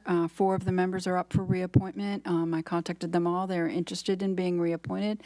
So I am asking council to make those reappointments. As you remember, earlier this year, there was 1 resignation on the board, so there is 1 vacancy. However, and I do have 2 applications on file. However, neither of them meet the qualifications needed to fill this seat. So we will continue to have a vacancy on the board until I get an application I can present to council. And what is the qualification? Do you know that one off the top of your head? At least 4 of the members shall have previously served on a planning and zoning board, code enforcement board, as an elected municipal official, or as a member of a planning organization. All right, thank you. All right, Mr. Ditmore? I make a motion that we receive the annual report for Board of Adjustment and make the following reappointments as presented by the Thank city you. clerk. Second, Rose. Any discussion? All those in favor, signify by saying aye. Aye. Opposed? Motion carries 7-0. Item 8I, annual report and reappointments to the Business Advisory Board. I'm presenting the annual report for the board and asking for reappointments. Of the members, 1 member did ask not to be reappointed, so I do now have 4 vacancies on this board. This is a board of 11. So I'm presenting the annual report and asking council to make those reappointments. All right. Mr. Ditmore? Let's make a motion to receive the annual report for the Business Advisory Board and make the following reappointments as presented by the clerk. Thank you. Second, Rose. Any discussion? All those in favor, signify by saying aye. Aye. Opposed? Motion carries 7-0. So that board is open to businesses. They don't have to live in the city of West Melbourne. Correct. They just have to have an active business tax receipt in the city of West Melbourne or within a 1-mile radius of the city of West Melbourne. Very good. Correct. All right. Item J, annual report and reappointment to Code Enforcement Board. Again, I'm presenting the annual report for the Code Enforcement Board. 3 of the members are up for, the terms are expiring. They are interested in being reappointed, so I'm asking council to make those reappointments. We currently do have 2 vacancies on this board. They are for the alternate positions. We did have a resignation this year, and the first alternate was appointed as a full member. So I will be actively seeking applications for to appoint for those 2 vacancies. Thank you, Mr. Ditmore. Mayor, I make a motion to receive the annual report for code enforcement and make the following reappointments as presented by the clerk. Mr. Frampus? Second. Okay. Thank you. Any discussion on the Code Enforcement Board? All those in favor, say aye. Aye. Opposed? Motion carries 7-0. After J would be K. That's annual report and to the Parks and Recreation Advisory Board. This board has not met this year. It was suggested back in June to sunset the board, but council felt that the board provided good guidance to council, so staff was asked to recruit for members through the application process, which was done. From that application process, 3 new applications were received. The existing board members were contacted. 3 of those members did ask to be reappointed to the board. It's a 7-member board with 1 member, with an 8th member being appointed by the Field of Dreams, and that individual will continue to serve. All of those terms would have expired this year, so this is timely that we're making these appointments. So I'm asking council to make those 6 appointments and reappointments to the Parks and Recreation Board. They are expected to meet in January, and in the meantime, I will continue to recruit for the vacancy that is on the board. Thank you. Mr. Ditmore? Before I make a motion, I just want to kind of ensure that the city manager or his successor monitor this particular board or monitor the activities to make sure that we don't have a disconnect maybe between city staff and the board members in the future. So Yeah, I think the council wanted us to try to reinvigorate that, and with some new members, I think we have that opportunity, so staff is committed to doing its part. right, thank you. With that, I'll make a motion to receive the annual report for Parks and Rec Advisory Board, make the following appointments and reappointments as presented by the clerk. Thank you. Mr. Frampus, second. It's good to see that we not only have the reappointments, but some new people in here. I know I see Diana Adams in the audience, and I don't know who else is on here. What is your name? That's right. Okay. And Kim McGibby is a new appointment as well, so I will support this, of course, and it's good to have some new faces, and I just suggest that you drive around the different parks and kind of evaluate them and just, bring back the good, bad, and the ugly, what you think we should do to them, if anything, besides mowing them. But thank you for stepping up. All right, all those in favor signify by saying aye. Aye. Opposed? Motion carries 7-0. And item L, the annual report and reappointment of Planning and Zoning Board. All right, I'm presenting the annual report for the Planning and Zoning Board. As you can tell, they were quite busy this year.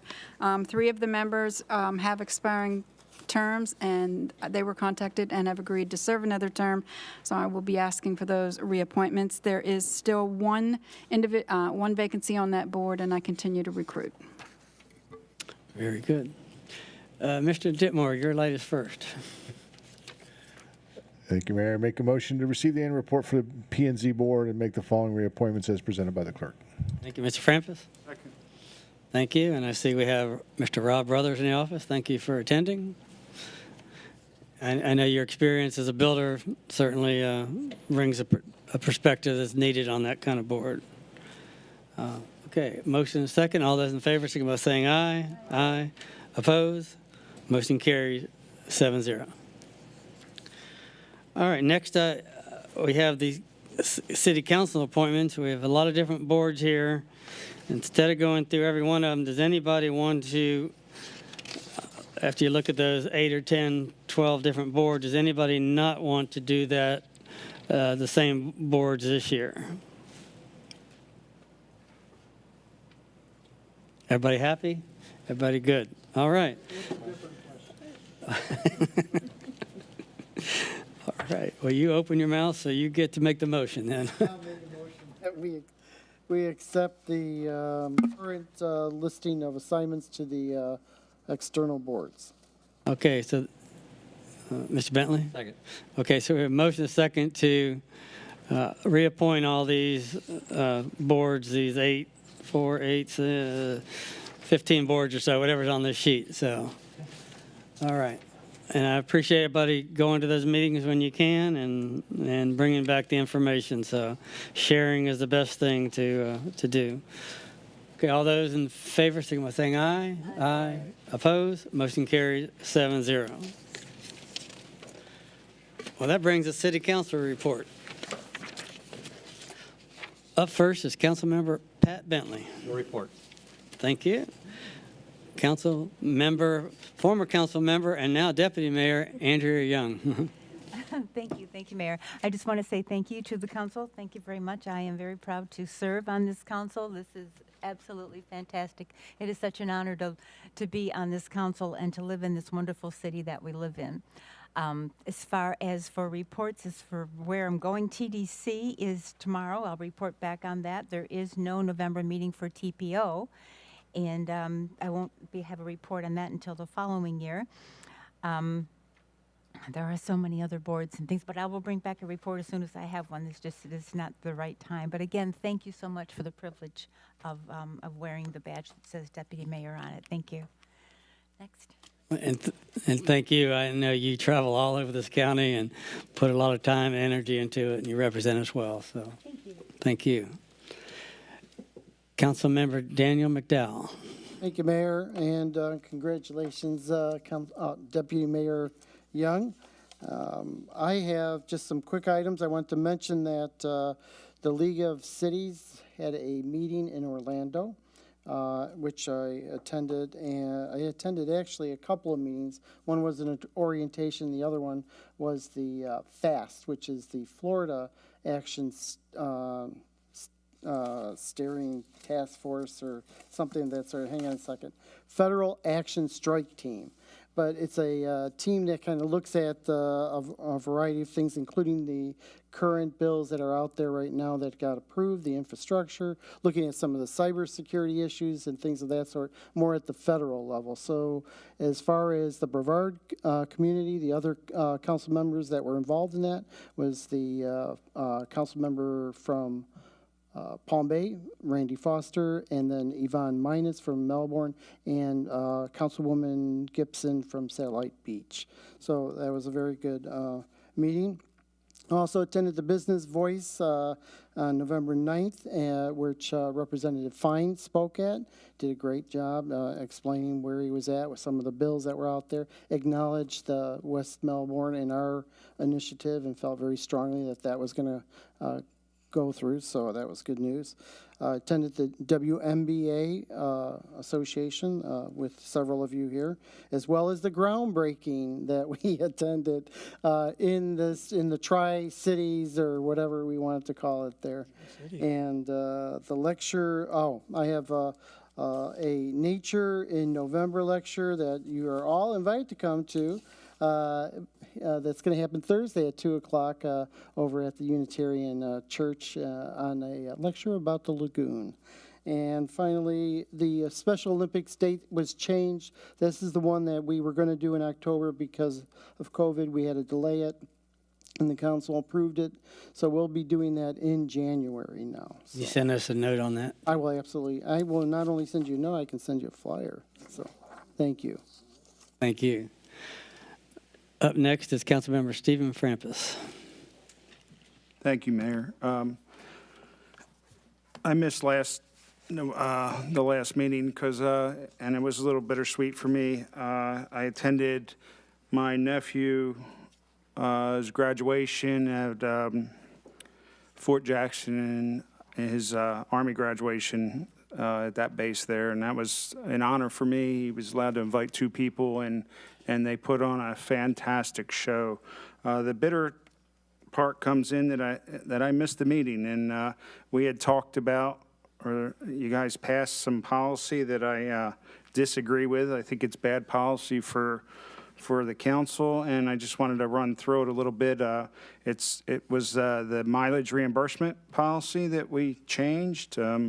Back in 2019, we purchased a police van, and it was discussed during that purchase that the council would have the opportunity to take that van out of county and utilize it when it wasn't being utilized by the police department.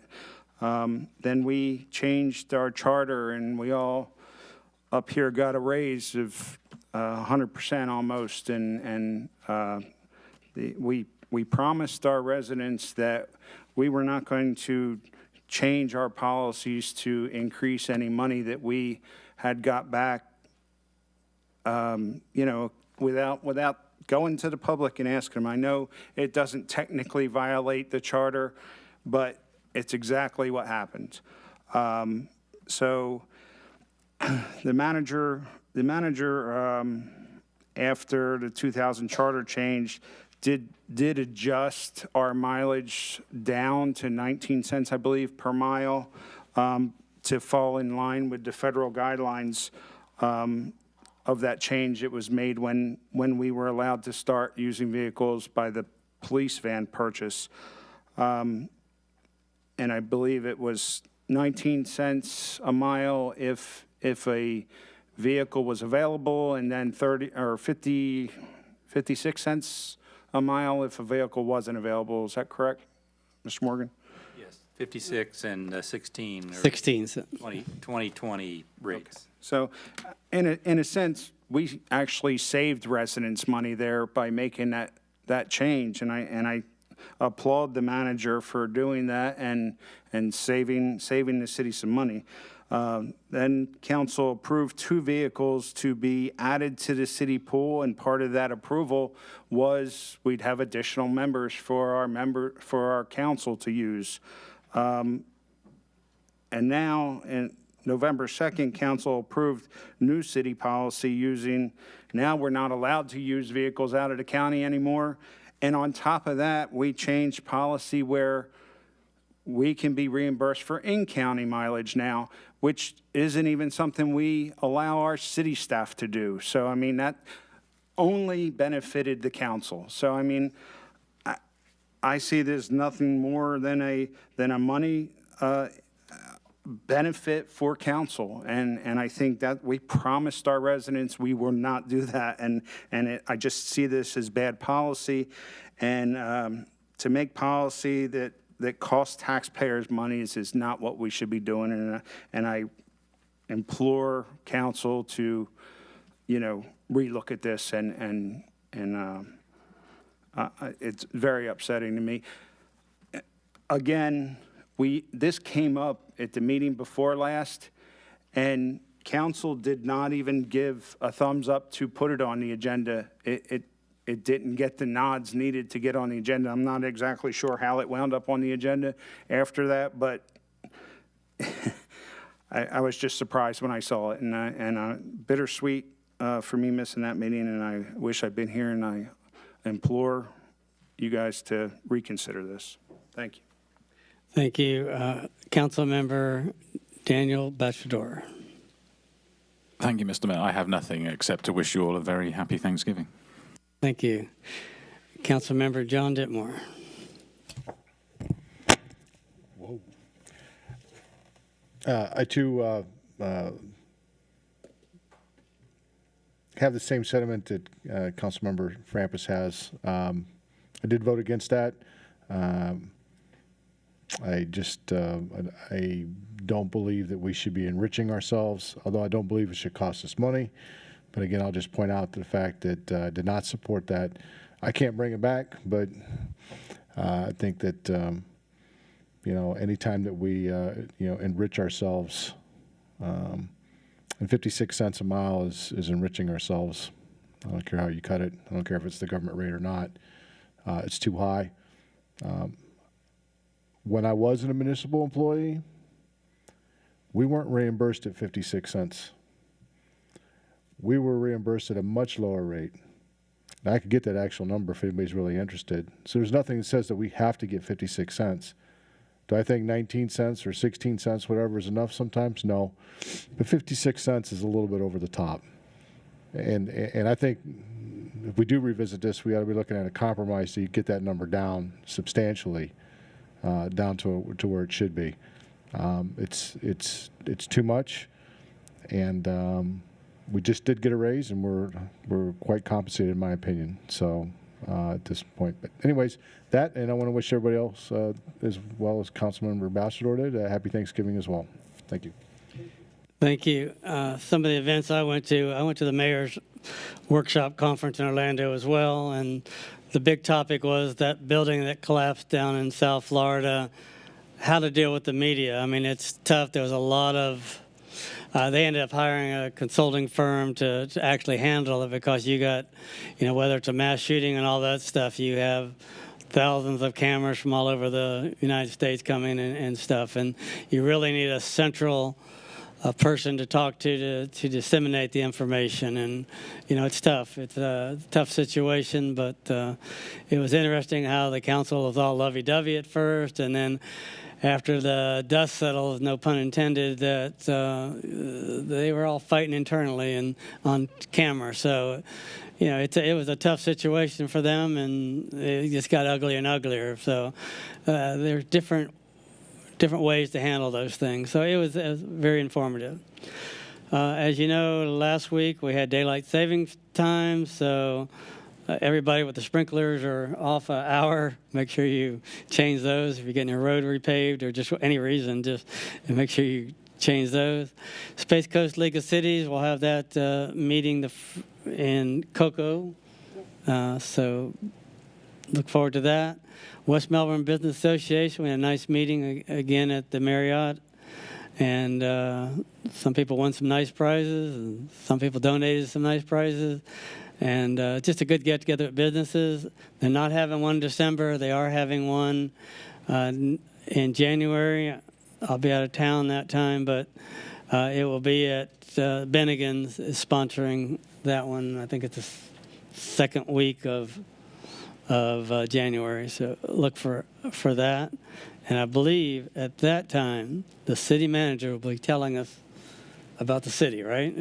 Are you the speaker? Do you know about that yet? Only in your absence, Mayor. Okay, thank you for representing. Second fiddle to you being out of Yeah. A lot of us got to go to the Veterans Day celebration, and that was held at Hollywood Estates. They invited us there, and we honored our hometown heroes.